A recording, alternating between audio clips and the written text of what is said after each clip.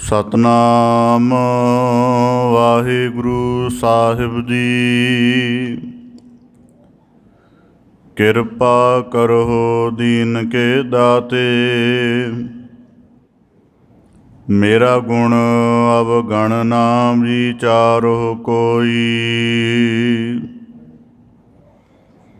ਮਾਟੀ ਕਾ ਕਿਆ ਧੋਪੈ ਸੁਆਮੀ,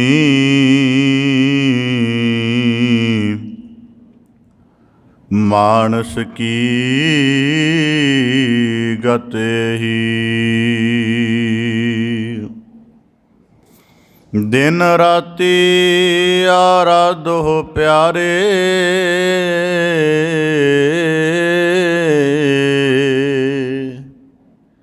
ਨਿਮਖ ਨਾ ਕੀਜੈ ਢੀਲਾ। ਸੰਤ ਸੇਵਾ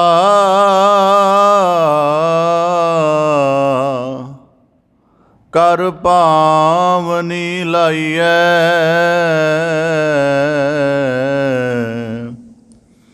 ਤਿਆਗ ਮਾਨ ਹਾਠੀਲਾ।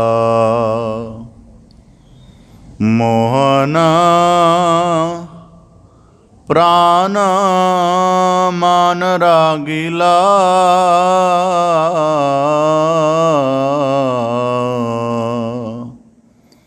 ਬਾਸ ਰਹਿਓ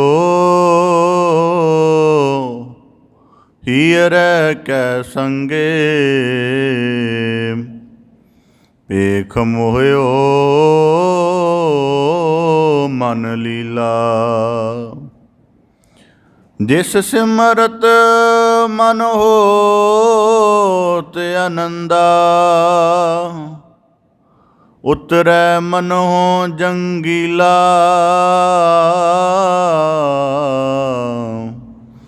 ਮਿਲਬੇ ਕੀ ਮਹਿਮਾ, ਬਰਨ ਨਾ ਸਕੋ। ਨਾਨਕ ਪਰੈ ਪਰੀਲਾ। ਬਿਨ ਸਤਿਗੁਰ ਸੇਵੇ, ਬਹੁਤਾ ਦੁਖ ਲਾਗਾ। ਜੁਗ ਚਾਰੇ ਪਰਮਾਈ,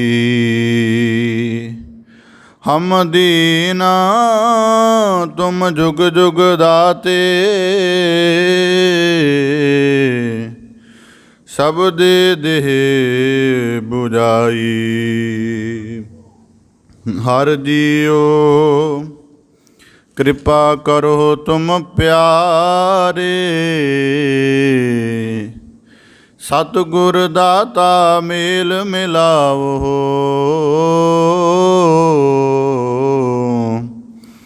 ਹਰ ਨਾਮ ਦੇਵੋ ਆਧਾਰੇ,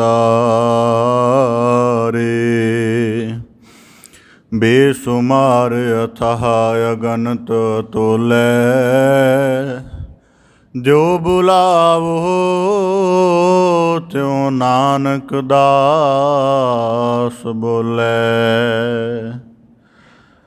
ਸਤਨਾਮ ਵਾਹਿਗੁਰੂ ਸਾਹਿਬ ਜੀ।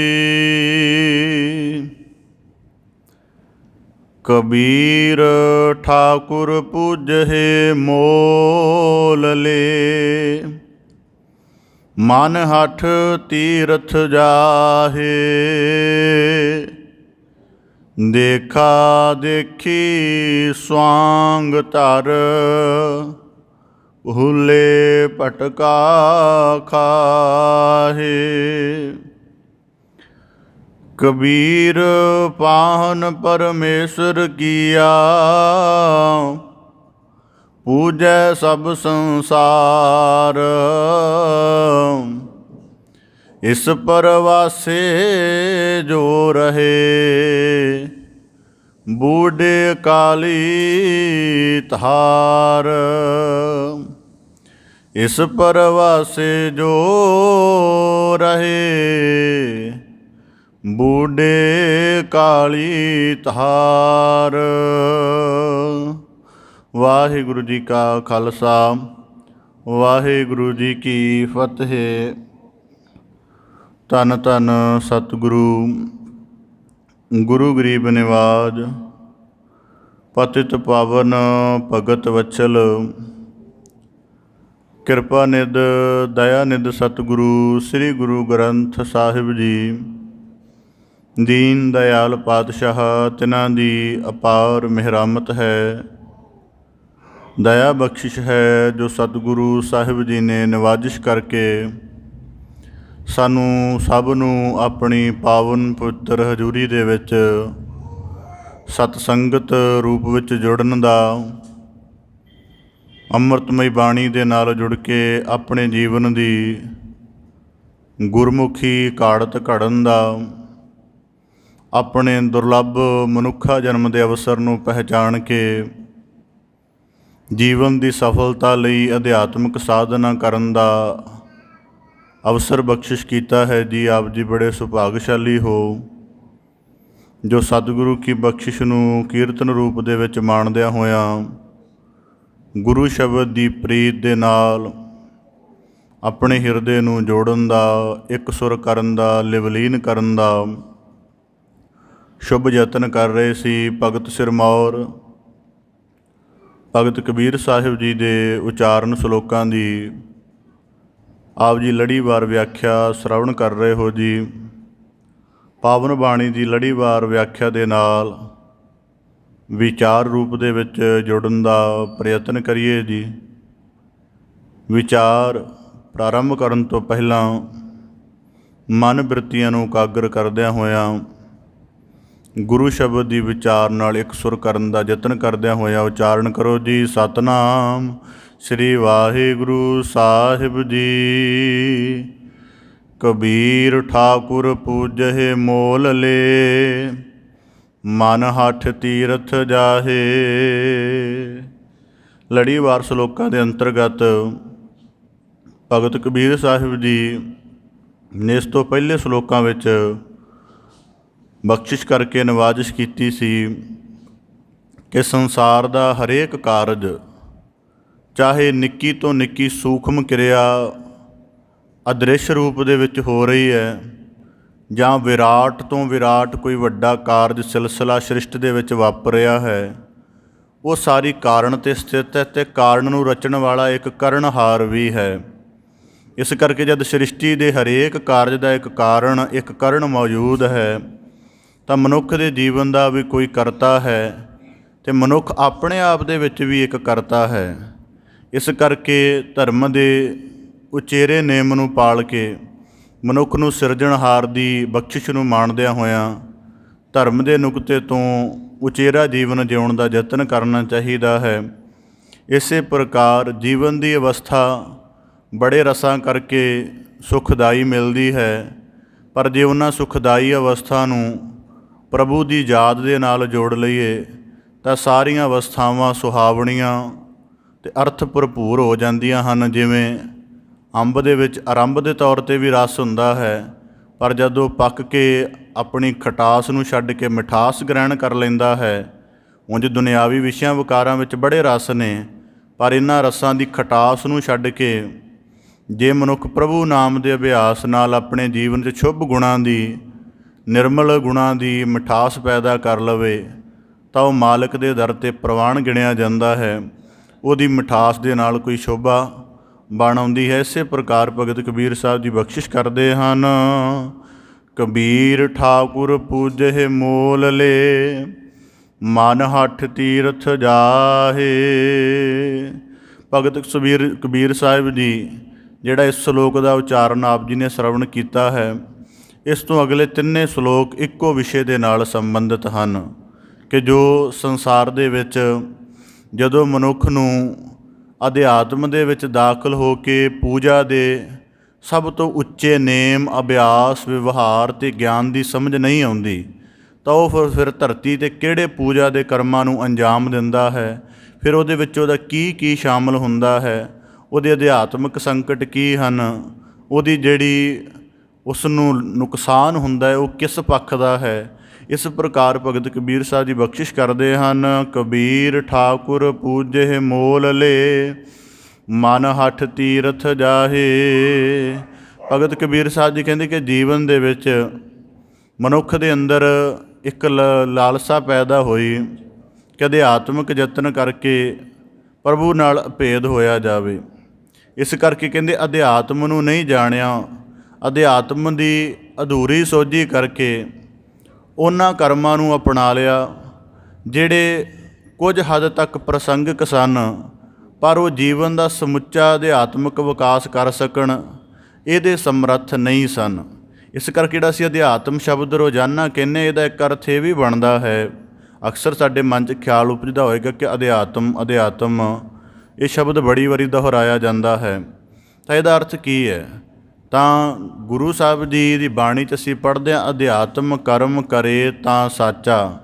ਜਿਹੜੇ ਕਰਮ ਤੈਨੂੰ ਤੇਰੇ ਸੱਚ ਸਰੂਪ ਦਾ ਗਿਆਨ ਕਰਾਉਂਦੇ ਹਨ, ਜਿਹੜੇ ਕਰਮਾਂ ਦੀ ਕਰਨ ਦੇ ਨਾਲ ਮਨੁੱਖ ਦੇ ਅੰਦਰ ਉਹਦੇ ਜੋਤ ਸਰੂਪ ਦੀ ਪਛਾਣ ਬਹੁਤ ਜ਼ਿਆਦਾ ਦ੍ਰਿੜ ਹੋ ਜਾਂਦੀ ਹੈ, ਉਹ ਸਾਰੇ ਕਰਮ ਅਧਿਆਤਮ ਕਰਮ ਦੀ ਸ਼੍ਰੇਣੀ ਵਿੱਚ ਆਉਂਦੇ ਹਨ। ਭਾਵ ਕਿ ਆਪਣੇ ਆਤਮ ਸਾਡੇ ਕੋਲ ਇੱਕੋ ਹੀ ਇੱਕ ਐਸਾ ਤੱਤ ਹੈ ਜਿਹੜਾ ਅਸੀਂ ਪ੍ਰਭੂ ਨਾਲ ਅਭੇਦ ਕਰ ਸਕਦੇ ਹਾਂ। ਇਸ ਕਰਕੇ ਉਹ ਆਤਮ ਤੱਤ ਹੀ ਹੈ, ਉਹਦੇ ਕਰਕੇ ਸਾਡਾ ਸਾਰਾ ਜੀਵਨ, ਸਾਡਾ ਸਾਰਾ ਸੰਸਾਰ ਉਹਦੇ ਕਰਕੇ ਰਚਿਆ ਹੋਇਆ ਹੈ। ਇਸ ਕਰਕੇ ਗੁਰਬਾਣੀ 'ਚ ਆਉਂਦਾ, ਰਾਮ ਮੈਂ ਆਤਮ ਰਾਮ ਮੈਂ ਆਤਮ ਆਤਮ ਮੈਂ ਰਾਮ ਚੀਨਸ ਗੁਰ ਵਿਚਾਰਾ, ਕਿ ਤੇਰੇ ਅੰਦਰ ਪ੍ਰਭੂ ਅਤੇ ਪ੍ਰਭੂ ਅੰਦਰ ਤੂੰ ਹੈ। ਬਸ ਇਹਨੂੰ ਗੁਰੂ ਸ਼ਬਦ ਦੇ ਨਾਲ ਖੋਜਣਾ, ਇਹ ਹੈ ਅਧਿਆਤਮ ਦਾ ਮੁੱਖ ਨੁਕਤਾ। ਬੜਾ ਜਦੋਂ ਤੋਂ ਅਧਿਆਤਮ ਦਾ ਸਿਲਸਿਲਾ ਆਰੰਭ ਹੋਇਆ ਹੈ, ਬਹੁਤ ਘੱਟ ਮਨੁੱਖ ਨੇ ਜਿਨ੍ਹਾਂ ਦੀ ਪਕੜ ਦੇ ਵਿੱਚ ਇਹ ਨੁਕਤਾ ਆਇਆ ਹੈ ਕਿ ਅਸਲ ਅਧਿਆਤਮਿਕਤਾ ਕੋਈ ਧਾਰਮਿਕ ਕਰਮ ਕਰਨਾ ਨਹੀਂ ਹੈ, ਜਾਂ ਧਾਰਮਿਕ ਕਰਮਾਂ ਦੇ ਜਿਹੜੇ ਪ੍ਰਚਲਿਤ ਜੇ ਸਾਨੂੰ ਅਭਿਆਸ ਮਿਲਦੇ ਉਹ ਨਹੀਂ ਹਨ। ਅਧਿਆਤਮ ਕਰਮ ਆਪਣੇ ਸਵੈ ਦੀ ਸੰਪੂਰਨਤਾ ਦੀ ਇੱਕ ਤਲਾਸ਼ ਹੈ, ਜਿਹਨੂੰ ਗਿਆਨ ਦੇ ਨਾਲ, ਭਗਤੀ ਦੇ ਨਾਲ, ਬੰਦਗੀ ਦੇ ਨਾਲ ਅਤੇ ਗੁਣਾਂ ਦੇ ਸਫ਼ਰ ਦੇ ਵਿੱਚੋਂ ਹੌਲੀ ਹੌਲੀ ਅਤੇ ਵਿੱਚ ਦੁੱਖ ਦੇ ਸਫ਼ਰ 'ਚੋਂ ਵੀ ਕਰਨਾ ਹੈ।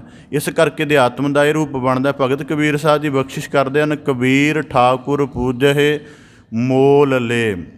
ਹੁਣ ਮਨੁੱਖ ਦੇ ਅੰਦਰ ਖਿਆਲ ਉਤਪਤ ਹੋਇਆ ਕਿ ਜਿਹੜਾ ਇਸ ਜਗਤ ਦਾ ਸਿਰਜਣਹਾਰ ਕਿਹਾ ਜਾਂਦਾ ਹੈ, ਉਸ ਸਿਰਜਣਹਾਰ ਦੀ ਕੋਈ ਰੂਪ ਰੰਗ ਢੰਗ ਉਹਦਾ ਪ੍ਰਾਪਤ ਹੋਣਾ ਚਾਹੀਦਾ ਹੈ। ਜਦੋਂ ਇਹਦੀ ਖੋਜ ਕੀਤੀ ਤਾਂ ਬੜੇ ਰੂਪ ਤਸੱਵਰ ਬਣਾਏ, ਪਰ ਉਹ ਬਣਿਆ ਨਾ। ਤਾਂ ਆਖਰ ਮਨੁੱਖ ਪ੍ਰਭੂ ਦੇ ਅਸੀਮ ਰੂਪ ਨੂੰ ਆਪਣੀ ਸੁਰਤ ਅੰਦਰ ਟਿਕਾਉਣ ਤੋਂ ਅਸਮਰੱਥ ਰਿਹਾ ਕਿ ਜਿੰਨੇ ਪਰਮੇਸ਼ਰ ਦੇ ਗੋਹਜ ਰੂਪ ਸਾਨੂੰ ਇਹਨਾਂ ਨੇਤਰਾਂ ਨਾਲ ਦੇਖਣ ਨੂੰ ਮਿਲਦੇ ਨੇ, ਉਹਨਾਂ ਰੂਪਾਂ ਦੇ ਵਿੱਚ ਪ੍ਰਭੂ ਦੇ ਇੱਕ ਇੱਕ ਗੁਣ ਦਾ ਪ੍ਰਕਾਸ਼ ਹੈ। ਉਸ ਸਾਰੀ ਮੂਰਤ ਨੂੰ ਜਿਹੜੀ ਵਿਰਾਟ ਜਿੰਨੀ ਤੱਕੀ ਹੈ, ਇਹ ਨਹੀਂ ਕਿ ਅਸੀਂ ਸਾਰੀ ਦੇਖ ਲਈ ਹੈ, ਜਿੰਨੀ ਇਹਨਾਂ ਨੇਤਰਾਂ ਦੇ ਨਾਲ ਪ੍ਰਭੂ ਦੀ ਵਿਰਾਟ ਮੂਰਤ ਅਸੀਂ ਦੇਖੀ ਹੈ, ਤਾਂ ਉਸ ਨੂੰ ਦੇਖ ਕੇ ਹਰੇਕ ਮੂਰਤ, ਹਰੇਕ ਆਕਾਰ ਦੇ ਵਿੱਚੋਂ ਜਿਹੜਾ ਇੱਕ ਖਾਸ ਗੁਣ ਪ੍ਰਗਟ ਹੋਇਆ ਹੈ। ਜਦੋਂ ਮਨੁੱਖ ਅਧਿਆਤਮ ਦੇ ਦੁਆਰਾ ਪ੍ਰਭੂ ਦੀ ਇਸ ਪਰਮ ਮੂਰਤ ਨੂੰ ਆਪਣੀ ਸੁਰਤ ਅੰਦਰ ਵਸਾ ਕੇ ਵਸਾਉਣ ਤੋਂ ਅਸਮਰੱਥ ਰਿਹਾ, ਜਾਂ ਉਹਦੀ ਬੁੱਧੀ ਦੀ ਜਿਹੜੀ ਉਹ ਕਲਪਨਾ ਉਡਾਨ ਬੜੀ ਸੀਮਤ ਜੀ ਰਹੀ, ਤਾਂ ਫਿਰ ਉਹਨੇ ਕੀ ਕੀਤਾ, ਚੀਜ਼ਾਂ ਦੇ ਛੋਟੇ ਰੂਪ ਘੜਨੇ ਸ਼ੁਰੂ ਕਰ ਦਿੱਤੇ। ਫਿਰ ਵੱਡੇ ਰੂਪ, ਕਿਉਂਕਿ ਉਹਦੀ ਇੱਕ ਸਮੱਸਿਆ ਵਾਪਰ ਗਈ ਕਿ ਜਿਹੜੀ ਉਹਨੂੰ ਬੁੱਧੀ ਦੀ ਅਸੀਮ ਕਲਪਨਾ ਮਿਲੀ ਹੋਈ ਹੈ, ਜਿਹੜੀ ਉਹਨੂੰ ਸਿਮਰਤੀ ਮਿਲੀ, ਉਹਦੇ ਅੰਦਰ ਪ੍ਰਭੂ ਦੇ ਤਮਾਮ ਗੁਣਾਂ ਦਾ ਅਭਿਆਸ ਕਰਕੇ ਉਹਦੀ ਇੱਕ ਵਿਰਾਟ ਮੂਰਤ ਨਕਸ਼ ਕਰਕੇ ਆਪਣੇ ਹਿਰਦੇ ਅੰਦਰ ਵਸਾਉਣ ਤੋਂ ਜ਼ਿਆਦਾ ਸਮਰੱਥ ਰਿਹਾ। ਅਤੇ ਫਿਰ ਉਹਨਾਂ ਚੀਜ਼ਾਂ ਦੇ ਛੋਟੇ ਛੋਟੇ ਰੂਪ ਘੜ ਕੇ ਉਹਨਾਂ ਨੂੰ ਤਸੱਵਰ ਦੇਣਾ ਸ਼ੁਰੂ ਕਰ ਦਿੱਤਾ। ਜਿਵੇਂ ਮਨੁੱਖੀ ਮਨ ਦੀ ਫਿਤਰਤ ਹੈ ਕਿ ਜਦ ਵੱਡੀ ਚੀਜ਼ ਇਹਦੀ ਪਕੜ ਵਿੱਚ ਨਾ ਆਵੇ ਤਾਂ ਆਪਣਾ ਯਤਨ ਵੀ ਛੋਟਾ ਹੀ ਹੋਵੇ, ਤਾਂ ਫਿਰ ਇੱਕ ਪੱਧਰ 'ਤੇ ਜਾ ਕੇ ਛੋਟੇ ਜਿਹੇ ਨਾਲ ਹੀ ਸਹਿਮਤ ਹੋ ਜਾਂਦਾ ਜਾਂ ਉਹਦੇ ਨਾਲ ਹੀ ਆਪਣਾ ਜੀਵਨ ਪਰਚਾਉਣਾ ਸ਼ੁਰੂ ਕਰ ਦਿੰਦਾ ਹੈ। ਅਧਿਆਤਮ ਦੀ ਮਨੁੱਖ ਨੂੰ ਪਹਿਲਾਂ ਇਹ ਸਮਝ ਨਾ ਆਈ ਕਿ ਮੇਰਾ ਆਪਣਾ ਜੀਵਨ ਹੀ, ਵੇਖੋ ਅਧਿਆਤਮ, ਜੇ ਅਸੀਂ ਅਧਿਆਤਮ ਦੀ ਚਰਚਾ ਕਿਤੇ ਜ਼ਿਆਦਾ ਡੈਂਸ ਕਰੀਏ ਤਾਂ ਉਹਦੇ ਵਿੱਚ ਬੜਾ ਕੁਝ ਸਮਝ ਆਉਂਦਾ ਹੈ। ਗੁਰਬਾਣੀ 'ਚ ਇੱਕ ਜਦੋਂ ਵਾਕ ਆਉਂਦਾ, ਹਰਮੰਦਰ ਇਹੋ ਸਰੀਰ ਹੈ ਗਿਆਨ ਰਤਨ ਪ੍ਰਗਟ ਹੋਏ, ਐਸੀ ਅਧਿਆਤਮਿਕਤਾ ਕਿਤੇ ਵੀ ਨਹੀਂ ਮਿਲੇਗੀ। ਅਤੇ ਇਹਦੀ ਖੋਜ ਕਰਨਾ ਹੀ ਸਹੀ ਸਤਸੰਗੀ ਹੋਣਾ ਹੈ।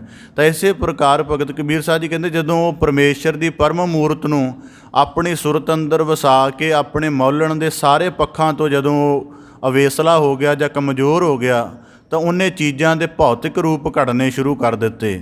ਤਾਂ ਇਸੇ ਪ੍ਰਕਾਰ ਉਹਨੇ ਪ੍ਰਭੂ ਦਾ ਇਸ਼ਟ ਸਰੂਪ ਜਿਹੜਾ ਬਣਾਇਆ, ਉਹਦੇ ਵਿੱਚ ਸਨਾਤਨ ਮਤ ਨੇ ਸਭ ਤੋਂ ਪਹਿਲਾਂ ਪੱਥਰ ਦੇ ਰੂਪ ਦੇ ਵਿੱਚ ਅਕਾਲ ਪੁਰਖ ਦੀ ਮੂਰਤ ਘੜੀ।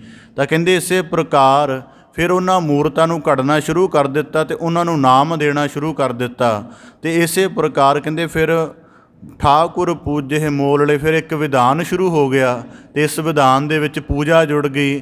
ਫਿਰ ਉਸ ਧਰਮ ਦੀ ਸਾਰੀ ਮਰਜ਼ਾਦਾ ਦਾ ਅਭਿਆਸ ਵੀ ਉਹਦੇ ਨਾਲ ਜੁੜ ਗਿਆ ਅਤੇ ਬਹੁਤ ਵੱਡਾ ਇੱਕ ਸਿਲਸਿਲਾ ਇਸ ਤਰ੍ਹਾਂ ਦਾ ਆਰੰਭ ਹੋ ਗਿਆ। ਅਤੇ ਭਗਤ ਕਬੀਰ ਸਾਹਿਬ ਜੀ ਕਹਿੰਦੇ ਹੁਣ ਗੱਲ ਕੀ ਹੈ, ਕਬੀਰ ਠਾਕੁਰ ਪੂਜਹਿ ਮੋਲ ਲੇ, ਕਿ ਆਪਣਾ ਜਿਹੜਾ ਹੈ ਠਾਕੁਰ ਜੀ ਦੀ ਮੂਰਤੀ ਖਰੀਦੀ ਹੈ, ਉਸ ਨੂੰ ਸੰਵਾਰਿਆ ਸ਼ਿੰਗਾਰਿਆ ਹੈ ਮੁੱਲ ਦੇ ਕੇ। ਅਤੇ ਅੱਗੇ ਕੀ ਕਰਦੇ ਹਨ, ਮਨ ਹੱਠ ਤੀਰਥ ਜਾਏ, ਜਿਹੜੀ ਪੂਜਾ ਹੈ ਉਹ ਇਸ ਪ੍ਰਕਾਰ ਕਰ ਰਹੇ ਨੇ। ਅਤੇ ਜਿਹੜਾ ਤੀਰਥਾਂ 'ਤੇ ਜਾ ਰਹੇ ਨੇ ਉਹਦਾ ਕਾਰਨ ਹੈ ਮਨ ਹੱਠ।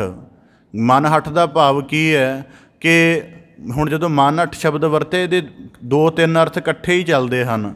ਮਨ ਹੱਠ ਦਾ ਭਾਵ ਕਿ ਜਿਹੜਾ ਕਰਮ ਕੀਤਾ, ਉਸ ਕਰਮ ਦਾ ਨਾ ਤਾਂ ਰਸ ਬਣਿਆ ਜੀਵਨ ਦੇ ਵਿੱਚ, ਨਾ ਉਸ ਕਰਮ ਦੇ ਨਾਲ ਇੱਕ ਸੁਰਤਾ ਬਣੀ। ਹੁਣ ਜਿਵੇਂ ਅਸੀਂ ਬਹੁਤ ਲੰਮਾ ਸਮਾਂ ਕੋਈ ਕਾਰਜ ਕਰਦੇ ਹਾਂ, ਉਹਦੇ 2 ਕਾਰਨ ਨੇ ਕਿ ਜੇ ਸਾਨੂੰ ਉਹਦੇ ਵਿੱਚੋਂ ਕੋਈ ਰਸ ਨਹੀਂ ਮਿਲ ਰਿਹਾ ਤਾਂ ਘੱਟੋ ਘੱਟ ਸਾਨੂੰ ਉਹਨੂੰ ਕਰਦਿਆਂ ਇੱਕ ਸਕੂਨ ਆਉਂਦਾ ਹੈ, ਰਸ ਭਾਵੇਂ ਨਾ ਹੀ ਆਵੇ। ਜਿਵੇਂ ਮਿਹਨਤੀ ਬੰਦਾ ਹੈ, ਉਹਨੂੰ ਮਜ਼ਦੂਰੀ 'ਚ ਮੰਨ ਲਓ ਜੇ ਰਸ ਨਹੀਂ ਆ ਰਿਹਾ, ਪਰ ਉਹਨੂੰ ਕੋਈ ਲੋੜਾਂ ਪੂਰੀਆਂ ਕਰਕੇ ਉਹਦਾ ਸਕੂਨ ਬਣ ਰਿਹਾ ਹੈ, ਉਹ ਇਸ ਕਰਕੇ ਵੀ ਕਰਦਾ ਹੈ। ਤਾਂ ਇਸੇ ਪ੍ਰਕਾਰ ਭਗਤ ਕਬੀਰ ਸਾਹਿਬ ਜੀ ਕਹਿੰਦੇ ਮਨ ਹੱਠ ਤੀਰਥ ਜਾਏ, ਨਾ ਉਸ ਕਿਰਿਆ ਦੇ ਵਿੱਚ ਰਸ ਹੈ, ਨਾ ਉਹਦੇ ਵਿੱਚ ਇੱਕ ਸੁਰਤਾ ਹੈ, ਅਤੇ ਨਾ ਉਹਦੇ ਅੰਦਰ ਗਿਆਨ ਦੀ ਕੋਈ ਤਲਾਸ਼ ਹੈ। ਇਸ ਕਰਕੇ ਮਨ ਜਦੋਂ ਅੰਧਕਾਰ ਵਿੱਚ ਹੈ ਅਤੇ ਅੰਧਕਾਰ ਵਾਲੇ ਮਨ ਨੇ ਕੋਈ ਕਰਮ ਐਸਾ ਫੜ ਲਿਆ, ਫਿਰ ਉਸ ਕਰਮ ਨੂੰ ਆਪਣੀ ਹੌਲੀ ਹੌਲੀ ਜ਼ਿੱਦ ਬਣਾ ਲਿਆ ਅਤੇ ਜ਼ਿੱਦ ਦੇ ਵਿੱਚੋਂ ਹੀ ਕਰਦਾ ਰਿਹਾ ਕਿ ਦੂਜੇ ਕਰ ਰਹੇ ਨੇ ਮੈਂ ਵੀ ਕਰਾਂ, ਪਰ ਦੂਜਿਆਂ ਦੀ ਤਲਾਸ਼ ਬਾਰੇ ਸੋਚਿਆ ਕਿ ਉਹ ਕਿਵੇਂ ਦਾ ਅਰਥ ਲੈ ਕੇ ਚੱਲ ਰਹੇ ਨੇ, ਮੇਰਾ ਅਰਥ ਕੀ ਹੈ ਜਾਂ ਮੇਰੀ ਜਗਿਆਸਾ ਕੀ ਹੈ। ਭਗਤ ਕਬੀਰ ਸਾਹਿਬ ਜੀ ਕਹਿੰਦੇ ਇਸ ਪ੍ਰਕਾਰ ਮਨ ਹੱਠ ਤੀਰਥ ਜਾਹੇ, ਜਿਹੜੀ ਠਾਕੁਰ ਦੀ ਪੂਜਾ ਹੈ ਉਹ ਵੀ ਮੋਲ ਲੈ। ਹੁਣ ਇਹਦੇ ਮੈਂ ਆਪਦੇ ਸਨਮੁਖ 2-3 ਭਾਵ ਰੱਖਾਂਗਾ। ਸਭ ਤੋਂ ਪਹਿਲਾਂ ਜਦੋਂ ਭਗਤ ਕਬੀਰ ਸਾਹਿਬ ਜੀ ਆਖਦੇ ਹਨ ਕਬੀਰ ਠਾਕੁਰ ਪੂਜਹਿ ਮੋਲ ਲੈ, ਸਭ ਤੋਂ ਪਹਿਲਾਂ ਅਧਿਆਤਮਿਕਤਾ ਕਹਿੰਦੀ ਹੈ ਕਿ ਮਨੁੱਖ ਦਾ ਅਸਲ ਠਾਕੁਰ ਜਿਹੜਾ ਹੈ, ਠਾਕੁਰ ਦਾ ਅਰਥ ਹੁੰਦਾ ਮਾਲਕ। ਜਿਵੇਂ ਯੂਪੀ ਆਦਿਕ ਪ੍ਰਦੇਸ਼ਾਂ ਦੇ ਵਿੱਚ ਜਿਹੜਾ ਕੋਈ ਸਰਪੰਚ ਆਦਿਕ ਵਾਂਗ ਹੁੰਦਾ ਹੈ, ਉਹਨੂੰ ਠਾਕੁਰ ਕਿਹਾ ਜਾਂਦਾ ਕਿ ਉਹ ਮਾਲਕ ਹੁੰਦੇ ਨੇ। ਭਗਤ ਕਬੀਰ ਸਾਹਿਬ ਜੀ ਕਹਿੰਦੇ ਠਾਕੁਰ ਪੂਜਹਿ ਮੋਲ ਲੈ। ਹੁਣ ਇਸੇ ਪ੍ਰਕਾਰ ਕਿ ਜਿੱਥੇ ਅੰਦਰ ਪੂਜਾ ਦਾ, ਪ੍ਰਭੂ ਪੂਜਾ ਦਾ ਖਿਆਲ ਪੈਦਾ ਹੋਇਆ, ਉਹਦੀ ਅਰਚਨਾ ਦਾ ਤੇਰੇ ਅੰਦਰ ਉਮਾਹ ਪੈਦਾ ਹੋਇਆ, ਤਾਂ ਹੁਣ ਇਹ ਉੱਤਮ ਸੀ। ਪਰ ਇਸ ਉੱਤਮ ਦੇ ਲਈ ਤੂੰ ਜਿਹੜਾ ਕਾਰਨ, ਜਿਹੜਾ ਸਿਲਸਿਲਾ ਘੜਿਆ ਹੈ ਉਹ ਸੀਮਾਗਤ ਹੈ। ਉਹਦੇ ਵਿੱਚ ਜਿਹੜਾ ਪ੍ਰਭੂ ਦੇ ਕਿੰਨੇ ਗੁਣ ਸਮਾਉਣੇ ਚਾਹੀਦੇ, ਜਾਂ ਤਾਂ ਉਹ ਮੂਰਤ ਘੜਦਾ ਜਿਹਦੇ ਵਿੱਚੋਂ ਬੜੇ ਗੁਣ ਸਫੁਰ ਹੁੰਦੇ, ਪਰ ਤੂੰ ਰੂਪ ਉਹ ਘੜਿਆ ਹੈ ਜਿਹੜਾ ਥਿਰ ਹੈ, ਜਿਹੜਾ ਜੜ ਹੈ, ਜਿਹਦੇ ਅੰਦਰ ਚੇਤਨਤਾ ਨਹੀਂ ਹੈ। ਇਸ ਕਰਕੇ ਜਦੋਂ ਗੁਰਬਾਣੀ 'ਚ ਨੇ ਇੱਕ ਵਾਕ ਆਉਂਦਾ, ਜੋ ਪਾਥਰ ਕਉ ਕਹਤੇ ਦੇਵਤਾ ਕੀ ਬਿਰਥਾ ਹੋਵੇ ਸੇਵ, ਜੋ ਪਾਥਰ ਕੀ ਪਾਈ ਪਾਏ ਤਿਸ ਕੀ ਕਾਲ ਜਾਏ। ਉਹਦੇ ਵਿੱਚ ਜ਼ਿਕਰ ਹੁੰਦਾ ਠਾਕੁਰ ਹਮਰਾ ਸਦ ਬੋਲੰਤਾ, ਕਿ ਤੂੰ ਆਪ ਚੇਤਨ ਹੈ। ਚੇਤਨ ਦਾ ਭਾਵ ਕੀ ਹੈ ਕਿ ਤੈਨੂੰ ਦੁੱਖ ਦਰਦ ਜੋ ਵੀ ਹੈ ਜੀਵਨ ਦਾ ਸਭ ਕੁਝ ਆਪ ਮਹਿਸੂਸ ਹੋ ਰਿਹਾ ਹੈ, ਪਰ ਜਿਹਨੂੰ ਤੂੰ ਠਾਕੁਰ ਮੰਨਿਆ ਹੋਇਆ ਉਹ ਜੜ ਹੈ। ਉਹਦੇ ਅੰਦਰ ਕੀ ਹੈ ਕਿ ਨਾ ਭਾਵਨਾ ਹੈ, ਨਾ ਗਿਆਨ ਹੈ, ਨਾ ਉਹਦੇ ਅੰਦਰ ਉਚਾਰਨ ਹੈ, ਕੁਝ ਵੀ ਨਹੀਂ ਹੈ। ਇਹ ਠੀਕ ਹੈ ਕਿ ਤੂੰ ਆਪਣੀ ਜਿਹੜੀ ਅਧਿਆਤਮ ਦੀ ਸ਼ਰਧਾ ਜਾਂ ਭਾਵਨਾ ਹੈ ਉਹਦੇ ਜ਼ੋਰ ਨਾਲ ਤੂੰ ਉਹਨੂੰ ਸਜਿੰਦ ਬਣਾ ਲੇ, ਪਰ ਉਹ ਤਾਂ ਵੀ ਸਜਿੰਦ ਨਹੀਂ ਰਹੇਗਾ, ਕਿਉਂਕਿ ਉਹ ਜੜ ਦਾ ਭਾਵ ਕਿ ਜਿਹਦੇ ਅੰਦਰ ਚੇਤਨਾ ਨਹੀਂ ਹੈ, ਜਿਹੜਾ ਮਤਲਬ ਇੱਕ ਤਰੀਕੇ ਨਾਲ ਸੁੱਤੀ ਹੋਈ ਚੇਤਨਾ ਵਾਲਾ। ਇਸ ਕਰਕੇ ਤੂੰ ਠਾਕੁਰ ਦਾ, ਤੈਨੂੰ ਤਾਂ ਅਧਿਆਤਮਿਕਤਾ ਇਸ ਤਰ੍ਹਾਂ ਦ੍ਰਿੜ ਕਰਨੀ ਚਾਹੀਦੀ ਸੀ ਕਿ ਤੇਰਾ ਆਪਣਾ ਇੱਕ ਜੀਵਨ ਜਿਉਂਦੀ ਜਾਗਦੀ ਹੋਂਦ ਚੇਤਨਾ ਦੇ ਨਾਲ ਜਿਉਂ ਰਿਹਾ ਹੈ। ਅਤੇ ਇਸ ਕਰਕੇ ਜੇ ਤੂੰ ਪਰਮੇਸ਼ਰ ਦਾ ਤਸੱਵਰ ਬਣਾਉਣਾ ਸੀ ਤਾਂ ਉਹ ਤਸੱਵਰ ਬਣਾਉਂਦਾ ਜਿਹਦੇ ਵਿੱਚ ਗਿਆਨ ਦੀ ਇੱਕ ਵੱਡੀ ਧਾਰਾ ਵਹਿੰਦੀ ਹੁੰਦੀ ਅਤੇ ਉਹ ਉਚਾਰਨ ਵਾਲਾ ਹੁੰਦਾ। ਉਹਦੇ ਵਿੱਚ ਰੂਪ ਦੇ ਅਨੇਕਾਂ ਪਸਾਰ ਸਮਾਏ ਹੁੰਦੇ, ਉਹਦੇ ਅੰਦਰ ਰੰਗਾਂ ਦੀ ਏਡੀ ਵੱਡੀ ਮਤਲਬ ਮਹਿਮਾ, ਏਡੀ ਵੱਡਾ ਉਹਦਾ ਖੇਲ ਹੁੰਦਾ ਕਿ ਤੇਰੀ ਜਿਹਨੂੰ ਫਿਰ ਤੈਨੂੰ ਪਤਾ ਲੱਗਦਾ। ਹੁਣ ਜਦੋਂ ਕੀਤਾ ਕਿ ਇਸ ਕਰਕੇ ਬੜੀ ਗਹਿਰੀ ਗੱਲ ਹੈ, ਜਦੋਂ ਅਸੀਂ ਇਹਨੂੰ ਸਰਲ ਜਿਹਾ ਆਖ ਲੈਂਦੇ ਹਾਂ ਉਦੋਂ ਸਾਡਾ ਦੂਜਿਆਂ ਨਾਲ ਦਵੰਧ ਪੈਦਾ ਹੋ ਜਾਂਦਾ। ਇੱਥੇ ਅਸੀਂ ਕਿਸੇ ਨੂੰ ਰੱਦ ਨਹੀਂ ਕਰ ਰਹੇ, ਕਿਸੇ ਨੂੰ ਨਿੰਦ ਨਹੀਂ ਰਹੇ। ਸਾਡਾ ਨੁਕਤਾ ਬਸ ਭਗਤ ਕਬੀਰ ਸਾਹਿਬ ਜੀ ਕਹਿੰਦੇ ਇਹੀ ਹੈ ਕਿ ਮਨੁੱਖ ਕਿ ਤੇਰੀ ਪੂਜਾ ਤੂੰ ਪਰਮ ਅਕਾਲ ਪੁਰਖ ਦੀ ਕਰਨੀ ਹੈ, ਪਰ ਤਸੱਵਰ ਤੋਂ ਇੰਨਾ ਛੋਟਾ ਘੜਿਆ ਹੋਇਆ ਹੈ, ਅਤੇ ਉਸ ਤਸੱਵਰ ਦੇ ਵਿੱਚ ਵੀ ਪ੍ਰਭੂ ਦਾ ਇੱਕੋ ਹੀ ਗੁਣ ਸ਼ਾਮਲ ਹੋ ਰਿਹਾ ਹੈ ਕਿ ਉਸ ਨੂੰ ਘੜ ਕੇ ਤੂੰ ਨਕਸ਼ ਦੇ ਦਿੱਤਾ, ਦੂਜਾ ਕਿਹੜਾ ਗੁਣ ਸਫੁਰ ਹੋ ਰਿਹਾ ਉਹਦੇ ਵਿੱਚ। ਇਸ ਕਰਕੇ ਅਸੀਮ ਗੁਣਾਂ ਵਾਲੀ ਪ੍ਰਭੂ ਦੀ ਸ਼ਖਸੀਅਤ ਨੂੰ ਜਾਂ ਹਸਤੀ ਨੂੰ ਇੱਕ ਰੂਪ ਅਤੇ ਇੱਕ ਹੀ ਗੁਣ ਦੇ ਨਾਲ ਤੂੰ ਫਿਕਸ ਕਰ ਦੇਂਗਾ, ਇਹਦਾ ਮਤਲਬ ਇਹ ਤੇਰਾ ਆਪਣਾ ਸੰਕਟ ਹੈ, ਅਤੇ ਇਸ ਸੰਕਟ ਨੂੰ ਪੂਜਾ ਬਣਾ ਕੇ ਤੂੰ ਸੰਸਾਰ ਨੂੰ ਇੱਕ ਜਿਹੜਾ ਕੀ ਕਹਿ ਸਕਦੇ ਹਾਂ ਕਿ ਅਧੂਰੇ ਅਰਥਾਂ ਵਾਲਾ ਅਧਿਆਤਮ ਦਾ ਸਿਲਸਿਲਾ ਹੈ ਉਹਦੀ ਤਰਫ ਤੋਰ। ਇਸ ਕਰਕੇ ਭਗਤ ਕਬੀਰ ਸਾਹਿਬ ਜੀ ਕਹਿੰਦੇ ਕਬੀਰ ਠਾਕੁਰ ਪੂਜਹਿ ਮੋਲਲੇ। ਮੋਲਲੇ ਦਾ ਭਾਵ ਕੀ ਹੈ ਕਿ ਪਹਿਲਾਂ ਉਹਦਾ ਜਿਹੜਾ ਪਰਮ ਮੂਰਤ ਦਾ ਧਿਆਨ ਨਹੀਂ ਕੱਢ ਸਕਿਆ। ਇਸ ਕਰਕੇ ਮੂਲ ਮੰਤਰ ਦੀ ਵਿਚਾਰ ਬੜੀ ਹੀ ਜ਼ਿਆਦਾ ਗਹਿਰੀ ਹੈ। ਜਦੋਂ ਅਸੀਂ ਪੜ੍ਹਦੇ ਹਾਂ ਅਕਾਲ ਮੂਰਤ, ਗੁਰੂ ਸਾਹਿਬ ਜੀ ਉੱਥੇ ਇਹ ਵੀ ਸਵੀਕ੍ਰਿਤੀ ਦਿੰਦੇ ਹਨ ਕਿ ਠੀਕ ਹੈ ਕਿ ਇਸ ਮੂਰਤ ਵਿੱਚੋਂ ਕੋਈ ਨਾ ਕੋਈ ਪ੍ਰਭੂ ਦਾ ਗੁਣ ਤਾਂ ਸਫੁਰ ਹੋ ਰਿਹਾ ਹੈ। ਇਹਦਾ ਇਸ ਨੁਕਤੇ ਤੋਂ ਸਤਿਕਾਰ ਹੋ ਸਕਦਾ ਕਿ ਇਹਦੇ ਵਿੱਚ ਕੋਈ ਨਕਸ਼ ਪ੍ਰਗਟ ਹੋ ਰਿਹਾ ਹੈ, ਪਰ ਇਹਦਾ ਮਤਲਬ ਇਹ ਨਹੀਂ ਕਿ ਜਿਹਦੇ ਵਿੱਚ ਕੋਈ ਨਕਸ਼ ਪ੍ਰਗਟ ਹੋ ਰਿਹਾ ਤੇ ਇਹਨੂੰ ਹੀ ਅਸੀਂ ਅੰਤਮ ਮੰਨ ਲਈਏ ਜਾਂ ਇਹੀ ਅੰਤਮ ਹੋ ਗਿਆ। ਇਸ ਕਰਕੇ ਜਿਹੜਾ ਮੂਰਤੀ ਪੂਜਾ ਦਾ ਜੇ ਕਿਤੇ ਗੁਰਬਾਣੀ 'ਚ ਖੰਡਨ ਹੈ, ਉਹਦਾ ਮਤਲਬ ਕੀ ਹੈ ਕਿ ਇਹ ਅਸੀਮ ਨੂੰ ਸੀਮਾ ਵਿੱਚ ਬੱਧਦੀ ਹੈ। ਅਤੇ ਉਹੀ ਸੀਮਾ ਨੂੰ ਫਿਰ ਮਨੁੱਖ ਅੰਤਮ ਰੂਪ ਦੇ ਕੇ ਅਤੇ ਆਪਣੀ ਅਧਿਆਤਮਿਕ ਜਰਨੀ ਉਹਦੇ ਵਿੱਚੋਂ ਕਰਨ ਲੱਗ ਪੈਂਦਾ। ਜਦ ਕਿ ਦੇਖੋ ਹੁਣ ਜੇ ਅਸੀਂ ਪ੍ਰਭੂ ਦੇ ਗੁਣ ਰੂਪਾਂ ਦਾ ਹੀ ਤਸੱਵਰ ਧਾਰਨ ਕਰੀਏ, ਕਿਤੇ ਸਾਨੂੰ ਜਿੰਦ ਦੇ ਵਿੱਚ ਦਇਆ ਦੇਖਣ ਨੂੰ ਮਿਲਦੀ ਹੈ, ਕਿਤੇ ਉਹ ਸਹਿਣਸ਼ੀਲਤਾ ਮਿਲਦੀ ਹੈ, ਕਿਤੇ ਵੈਰਾਗ ਮਿਲਦਾ, ਕਿਤੇ ਕੁਝ ਮਿਲਦਾ ਹੈ। ਪਰ ਜਿਹਨੂੰ ਅਸੀਂ ਇਸ਼ਟ ਬਣਾਇਆ ਹੋਇਆ ਹੈ ਉਹਦੇ ਵਿੱਚੋਂ ਸਾਨੂੰ ਇੱਕ ਖਾਸ ਤਰ੍ਹਾਂ ਦੀ ਪ੍ਰਤਮਾ ਦਾ ਹੀ ਝਲਕਾਰਾ ਪੈ ਰਿਹਾ ਹੈ। ਇਹਦਾ ਮਤਲਬ ਅਸੀਂ ਆਪਣੀ ਚੇਤਨ ਹੋਂਦ ਨੂੰ ਜਿਹੜੀ ਜੀਵਨ ਦੇ ਇੰਨੇ ਪਸਾਰ ਦੇਖ ਕੇ ਪ੍ਰਭੂ ਦੇ ਗੁਣ ਬੁੱਝ ਕੇ ਅਕਾਲ ਪੁਰਖ ਦਾ ਹਾਜ਼ਰਾ ਹਜ਼ੂਰ ਦਾ ਅਭਿਆਸ ਕਰਕੇ ਨੇੜੇ ਹੁੰਦੀ ਹੈ, ਉਹਦਾ ਨਕਸ਼ੀ ਐਸਾ ਘੜ ਲਿਆ ਜਿਹੜਾ ਸਾਡੀ ਸਾਰੀ ਹੋਂਦ ਨੂੰ ਜਿਹੜਾ ਹੈ ਹੌਲੀ ਹੌਲੀ ਸੀਮਾਗਤ ਕਰ ਰਿਹਾ ਹੈ। ਇਸ ਕਰਕੇ ਨਿਰਾਕਾਰ ਬਿਆਨ ਕੀਤਾ ਜਾਂਦਾ ਹੈ ਕਿ ਜਦੋਂ ਕੋਈ ਚੀਜ਼ ਆਕਾਰ ਵਿੱਚ ਆ ਜਾਂਦੀ ਹੈ ਉਹ ਕਾਲ ਦੀ ਮਾਰ ਅਧੀਨ ਹੋ ਜਾਂਦੀ ਹੈ। ਤਾਂ ਗੁਰੂ ਸਾਹਿਬ ਜੀ ਕਹਿੰਦੇ ਅਕਾਲ ਮੂਰਤ ਇਤਨੀ ਮੂਰਤ ਸਾਜੀ ਹੈ, ਪਰ ਇਹਨਾਂ ਸਾਰੀਆਂ ਮੂਰਤਾਂ ਤੋਂ ਪਰਾਂ ਵੀ ਉਸ ਦਾ ਇੱਕ ਅਕਾਲ ਸਰੂਪ ਹੈ ਜਿਹੜਾ ਇਹਨਾਂ ਸਾਰੀਆਂ ਮੂਰਤਾਂ ਦੇ ਵਿੱਚ ਨਹੀਂ ਆ ਸਕਦਾ। ਤਾਂ ਭਗਤ ਕਬੀਰ ਸਾਹਿਬ ਜੀ ਕਹਿੰਦੇ ਠਾਕੁਰ ਪੂਜਹਿ ਮੋਲ ਲੇ। ਇਸ ਕਰਕੇ ਆਪਣੇ ਅੰਦਰ ਜਿਹੜਾ ਪ੍ਰਭੂ ਸਰੂਪ ਆਤਮਾ ਕਰਕੇ ਬੈਠਾ ਹੋਇਆ ਹੈ, ਉਸ ਠਾਕੁਰ ਸਰੂਪ ਨੂੰ ਨਾ ਜਾਣਨ ਕਰਕੇ ਮੋਲ ਲੇ ਦਾ ਭਾਵ ਕੀ ਹੈ ਕਿ ਉਹਦਾ ਅਭਿਆਸ ਔਖਾ ਹੈ।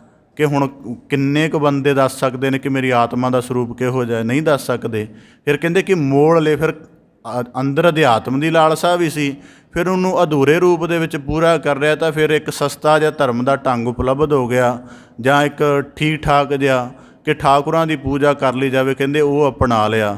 ਤਾਂ ਭਗਤ ਕਬੀਰ ਸਾਹਿਬ ਜੀ ਕਹਿੰਦੇ ਮੋਲ ਲੇ। ਮੋਲ ਲੇ ਦਾ ਭਾਵ ਜਿਹੜੀ ਆਪਣੀ ਜਾਗੀ ਹੋਈ ਚੇਤਨਾ ਹੈ ਉਹਨੂੰ ਇੱਕ ਕੇਂਦਰ 'ਤੇ ਫਿਕਸ ਕਰ ਦਿੱਤਾ। ਜਿਵੇਂ ਹੁਣ ਇਸ ਨੂੰ ਵੈਸੇ ਤਾਂ ਗੱਲ ਆਪਣੇ ਆਪ ਦੇ ਵਿੱਚ ਇਵੇਂ ਹੀ ਹੈ, ਇਸ ਗੱਲ ਨੂੰ ਸਰਲ ਜਿਹਾ ਕਹਿਣਾ ਹੋਵੇ ਇਵੇਂ ਕਿ ਇੱਕ ਅਧਿਆਤਮਿਕਤਾ ਦਾ ਕੇਂਦਰ ਜਿਹੜਾ ਅਸੀਂ ਗੁਰਬਾਣੀ ਵਿੱਚ ਪੜ੍ਹਦੇ ਹਾਂ ਉਹਦੇ ਅੰਦਰ ਸਾਰਾ ਬ੍ਰਹਿਮੰਡ ਸਮਾਇਆ ਹੋਇਆ ਹੈ, ਸਾਰੇ ਬ੍ਰਹਿਮੰਡ ਦੀ ਉਹਦੇ ਵਿੱਚ ਗਣਨਾ ਹੁੰਦੀ ਹੈ। ਇੱਕ ਅਧਿਆਤਮਿਕਤਾ ਦਾ ਕੇਵਲ ਇੱਕ ਆਕਾਰ ਬਣ ਗਿਆ ਹੈ। ਹੁਣ ਇਹਦੇ ਵਿੱਚੋਂ ਕਿਹਨੂੰ ਉੱਤਮ ਕਹਾਂਗੇ? ਇੱਥੇ ਉੱਤਮ ਨਾ ਉੱਤਮ ਦਾ ਦਰਜਾ ਨਹੀਂ ਹੈ। ਇੱਥੇ ਗੱਲ ਅਸਲ ਹੈ ਕਿ ਮਨੁੱਖ ਦੀ ਅਧਿਆਤਮਿਕਤਾ ਦੇ ਵਿੱਚ ਜਦ ਖੜੋਤ ਵਾਪਰ ਜਾਂਦੀ ਹੈ ਤਾਂ ਫਿਰ ਇਹਨਾਂ ਚੀਜ਼ਾਂ ਨੂੰ ਘੜਨਾ ਸ਼ੁਰੂ ਕਰ ਦਿੰਦਾ। ਤਾਂ ਭਗਤ ਕਬੀਰ ਸਾਹਿਬ ਜੀ ਕਹਿੰਦੇ ਇਸੇ ਪ੍ਰਕਾਰ ਹੁਣ ਦੇਖੋ ਦੋ ਗੱਲ, ਪ੍ਰਤਮਾ ਸਾਜ ਕੇ ਉਹਨੂੰ ਆਪਣਾ ਮਾਲਕ ਮੰਨਣਾ ਸ਼ੁਰੂ ਕਰ ਦਿੱਤਾ ਹੈ, ਆਪਣਾ ਸਭ ਕੁਝ ਮੰਨਣਾ ਸ਼ੁਰੂ ਕਰ ਦਿੱਤਾ ਹੈ। ਪਰ ਜਿਹੜੀ ਜਾਗੀ ਹੋਂਦ ਆਤਮ ਵਾਪਰ ਰਿਹਾ ਹੈ ਸਰੀਰ ਦੇ ਵਿੱਚ ਉਹਦੇ ਤੋਂ ਤਾਂ ਬੇਖਬਰ ਹੈ। ਜਿਹੜੀ ਪ੍ਰਤਮਾ ਘੜੀ ਉਹਨੂੰ ਆਪਣਾ ਸਾਰਾ ਮਾਲਕ ਮੰਨਣਾ ਸ਼ੁਰੂ ਕਰ ਦਿੱਤਾ ਹੈ, ਪਰ ਜਿਹੜੀ ਜਾਗੀ ਹੋਈ ਹੋਂਦ ਆਤਮਾ ਕਰਕੇ ਸਰੀਰ ਦੇ ਸਾਰੇ ਜੀਵਨ ਦੇ ਸਿਲਸਿਲੇ ਨੂੰ ਠਾਕੁਰ ਰੂਪ ਦੇ ਵਿੱਚ ਚਲਾ ਰਹੀ ਹੈ, ਉਹਦੇ ਤੋਂ ਮਨੁੱਖ ਅਚੇਤ ਹੈ। ਇਹਦਾ ਮਤਲਬ ਮਨੁੱਖ ਜੇ ਉਸ ਤਰ੍ਹਾਂ ਦੀ ਅਧਿਆਤਮਿਕ ਕਰਮ ਕਰ ਵੀ ਰਿਹਾ ਹੈ ਤਾਂ ਉਹਦੇ ਪੂਰੇ ਅਰਥਾਂ ਵਾਲੇ ਨਹੀਂ ਹਨ, ਕਿਉਂਕਿ ਉਹਦੇ ਗਿਆਨ ਦੀ ਤਲਾਸ਼ ਉੱਥੇ ਰੁਕੀ ਹੋਈ ਹੈ। ਤਾਂ ਇਸੇ ਪ੍ਰਕਾਰ ਭਗਤ ਕਬੀਰ ਸਾਹਿਬ ਜੀ ਕਹਿੰਦੇ ਮੋਲ ਲੇ। ਆਪਣੀ ਅਸੀਮ ਚੇਤਨਾ ਨੂੰ ਅਸੀਮ ਕਲਪਨਾ ਦੀ ਉਡਾਰੀ ਵਿੱਚ ਪ੍ਰਭੂ ਦੇ ਸਰੂਪ ਨੂੰ ਬੁੱਝਣ ਤੋਂ ਹੀਣਾ ਕਰਕੇ ਅਤੇ ਇੱਕ ਛੋਟੇ ਪੱਧਰ 'ਤੇ ਕੇਂਦਰਿਤ ਕਰ ਲਿਆ ਹੈ। ਤਾਂ ਭਗਤ ਕਬੀਰ ਸਾਹਿਬ ਜੀ ਕਹਿੰਦੇ ਇਸ ਤਰ੍ਹਾਂ ਦੀ ਜਿਹੜੀ ਪੂਜਾ ਮਨੁੱਖ ਦੇ ਜਿਹੜੇ ਅਧਿਆਤਮਿਕ ਕਰਮ ਹੈ ਉਹਦੇ ਵਿੱਚ ਨਹੀਂ ਪਛਾਣ ਆਏਗੀ। ਹੁਣ ਅਧਿਆਤਮ ਦੇ ਵਿੱਚ ਹੋਰ ਦੇਖੋ, ਅਧਿਆਤਮ ਦੇ ਵਿੱਚ ਜੇ ਤਾਂ ਅਸੀਂ ਨਿਰੋਲ ਅਧਿਆਤਮ ਦੀ ਗੱਲ ਕਰੀਏ ਤਾਂ ਬੜੇ ਧਰਮਾਂ ਦਾ ਪਾਖੰਡ ਇਹਦੇ ਵਿੱਚ ਉਘੜ ਆਉਂਦਾ ਹੈ ਕਿ ਕੀ ਉਹਨਾਂ ਦੇ ਨਾਮ 'ਤੇ ਅੱਜ ਵੀ ਚੱਲ, ਚਾਹੇ ਸਿੱਖ ਪੰਥ ਵੀ ਹੋਵੇ। ਉਹ ਇਸੇ ਪ੍ਰਕਾਰ ਭਗਤ ਕਬੀਰ ਹੁਣ ਇੱਕ ਅਧਿਆਤਮਿਕਤਾ ਦਾ ਨੁਕਤਾ ਆਉਂਦਾ ਗੁਰਬਾਣੀ ਦੇ ਵਿੱਚ ਮਨ ਤੂੰ ਜੋਤ ਸਰੂਪ ਹੈ ਆਪਣਾ ਮੂਲ ਪਛਾਣ। ਇਸ ਕਰਕੇ ਜਿਹੜਾ ਵੈਸਟ ਦੇ ਵਿੱਚ ਅੱਜ ਸਪਿਰਿਚੁਅਲਿਟੀ ਚੱਲ ਰਹੀ ਹੈ, ਉਹਦਾ ਵੀ ਕਿਸੇ ਸਮੇਂ ਮੈਂ ਉਹਦਾ ਅਧਿਐਨ ਕੀਤਾ ਕਿ ਸ਼ਾਇਦ ਉਹਦੇ ਵਿੱਚ ਗਿਆਨ ਹੋਵੇ। ਉਹ ਪਰ ਜਦੋਂ ਕਾਫੀ ਜ਼ਿਆਦਾ ਉਹਦੇ ਬਾਰੇ ਦੇਖਿਆ ਤਾਂ ਉਹ ਵੀ ਪਤਾ ਲੱਗਾ ਕਿ ਉਹਨਾਂ ਵੀ ਅਧਿਆਤਮ ਦਾ ਕੋਈ ਹੋਰ ਹੀ ਅਰਥ ਮੰਨ ਲਿਆ ਹੈ। ਉਹਦੇ ਵਿੱਚ ਉਹਨਾਂ ਨੇ ਐਨਰਜਿਕ ਪੁਆਇੰਟ, ਮਨੁੱਖ ਦੀ ਜਿਹੜੀ ਸਾਊਂਡਿੰਗ, ਮਨੁੱਖ ਦੀ ਜਿਹੜੀ ਦੇਹ ਵਾਈਬਰੇਟਿੰਗ, ਇਹਨੂੰ ਕੇਂਦਰ ਬਣਾ ਕੇ ਅਤੇ ਉਹਨੂੰ ਪੋਜ਼ੀਟਿਵ ਜਿਹੇ ਰੰਗ ਦੇਣੇ ਸ਼ੁਰੂ ਕਰ ਦਿੱਤੇ ਨੇ ਅਤੇ ਕਹਿੰਦੇ ਇਹ ਸਪਿਰਿਚੁਅਲਿਟੀ ਹੈ ਜੀ। ਜਦ ਕਿ ਇਹੀ ਗੱਲ ਹੈ, ਕਿੰਨਾ ਸੂਖਮ ਵਿਸ਼ਾ ਹੋਏਗਾ ਕਿ ਅਸੀਂ ਪੱਛਮ ਨੂੰ ਐਡਵਾਂਸ ਆਖਦੇ ਹਾਂ ਅਤੇ ਉਹਨਾਂ ਕੋਲ ਵੀ ਇਹਦਾ ਸਹੀ ਮਰਮ ਨਹੀਂ ਪਾਇਆ ਗਿਆ। ਜਿੱਥੇ ਵੱਡਾ ਅਧਿਆਤਮਿਕ ਅਭਿਆਸ ਹੋਇਆ ਭਾਰਤ ਦੇ ਵਿੱਚ, ਇੱਥੋਂ ਦੇ ਲੋਕ ਵੀ ਧਰਮ ਗ੍ਰੰਥਾਂ ਦੇ ਰਹੱਸ ਨੂੰ ਇੰਨਾ ਡੂੰਘਾ ਨਹੀਂ ਬੁੱਝ ਸਕੇ ਅਤੇ ਉਹਦੇ ਹਲਕੇ, ਛੋਟੇ, ਥੋੜ੍ਹੇ ਅਰਥਾਂ ਵਾਲੇ ਰੂਪ ਪੈਦਾ ਕਰ ਲਏ। ਤਾਂ ਭਗਤ ਕਬੀਰ ਸਾਹਿਬ ਜੀ ਕਹਿੰਦੇ ਮਨ ਹਠ ਤੀਰਥ ਜਾਏ, ਇਸ ਕਰਕੇ ਠਾਕੁਰ ਪੂਜੇ ਮੋਲ ਲੇ। ਆਪਣੇ ਅਧਿਆਤਮ ਕਰਮ ਨੂੰ ਇਸ ਕਰਕੇ ਵੈਸੇ ਵੀ ਮਨੁੱਖ ਦੀ ਫਿਤਰਤ, ਗਿਆਨ ਦੀ ਸਾਧਨਾ ਹੁੰਦੀ ਔਖੀ ਹੈ। ਇਹ ਅਸੀਂ ਕਹਿ ਨਹੀਂ ਸਕਦੇ ਕਿ ਕੋਈ ਐਵੇਂ ਗੱਲ ਹੈ।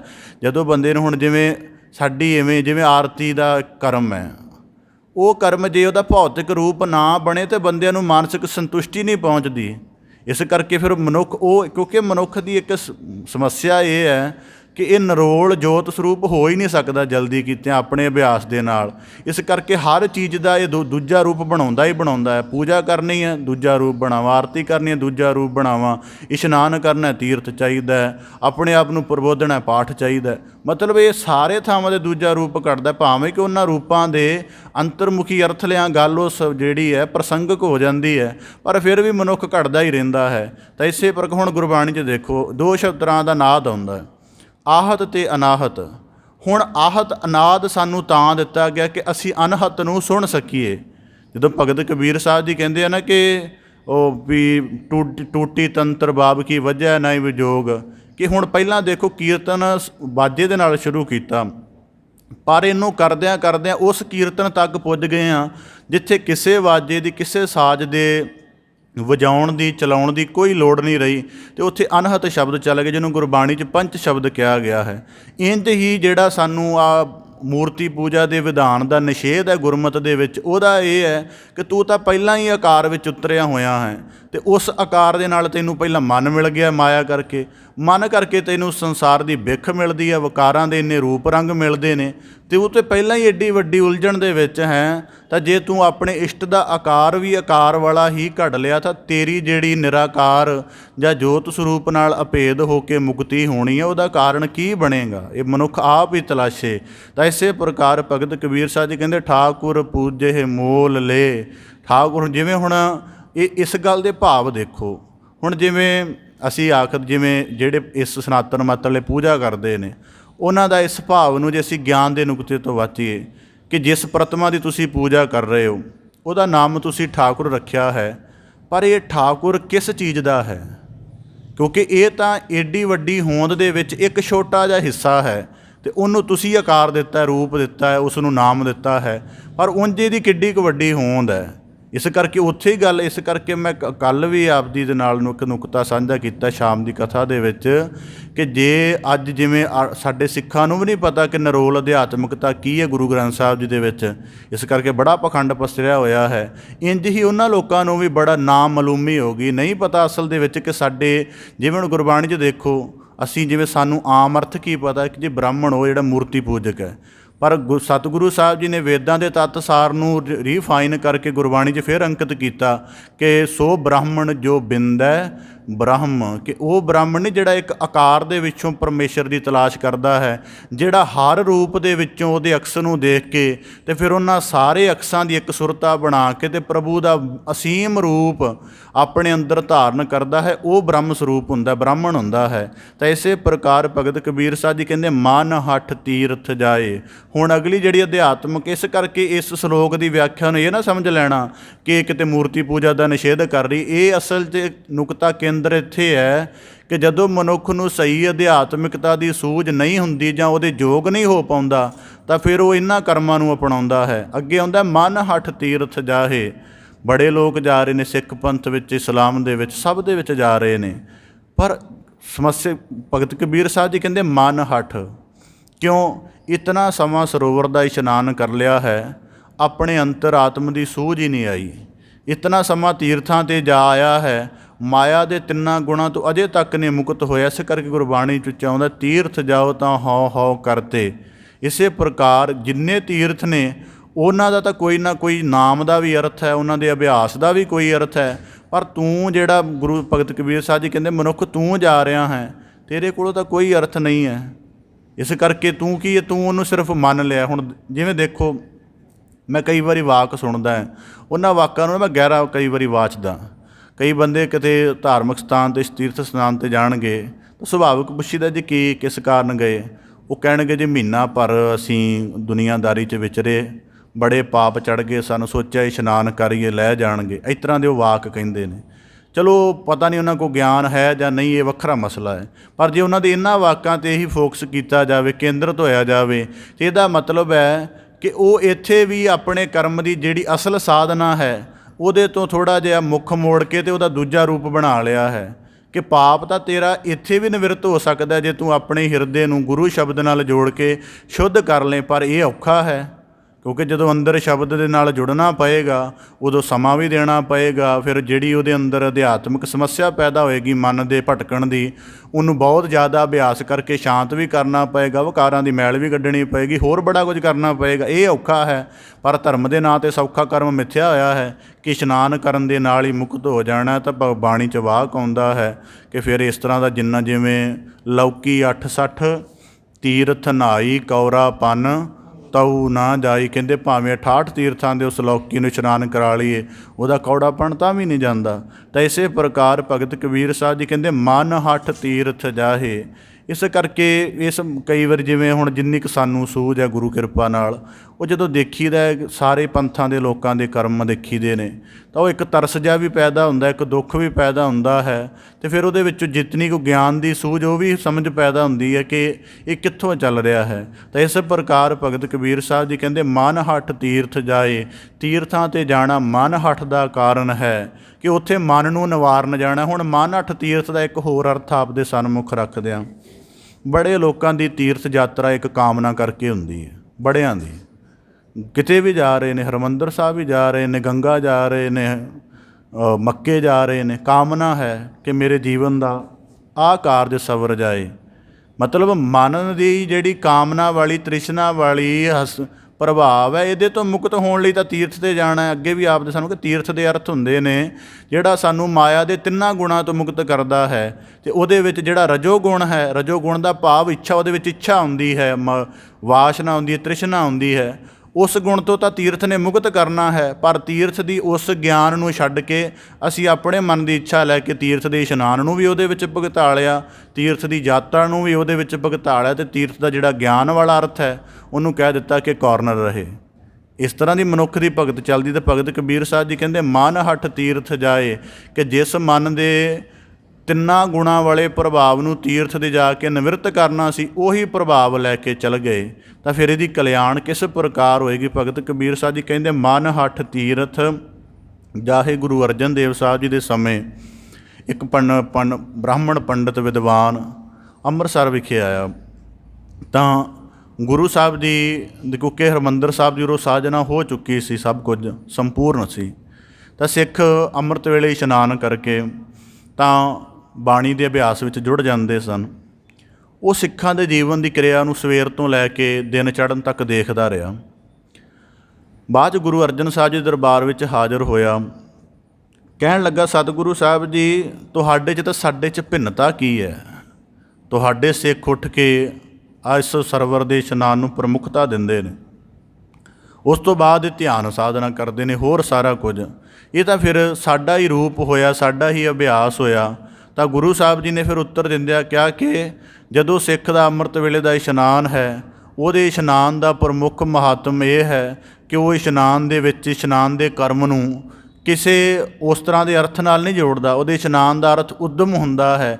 ਇਸ ਕਰਕੇ ਉਹਦੇ ਉਸ ਸਰੀਰਕ ਕਿਰਿਆ ਨੂੰ ਛੱਡ ਕੇ ਆਪਣੇ ਗਿਆਨ ਦੇ ਇਸ਼ਨਾਨ ਵਿੱਚ ਪ੍ਰਵਿਰਤ ਹੋ ਜਾਂਦਾ ਹੈ ਕਿ ਜਿਵੇਂ ਜਲ ਲੱਗਿਆ ਸਾਰੇ ਸਰੀਰ 'ਤੇ ਸਵੱਛਤਾ ਵਾਪਰ ਗਈ, ਸਾਰੀ ਇੱਕ ਤਰ੍ਹਾਂ ਦੀ ਸਫਾਈ ਵਾਪਰ ਗਈ।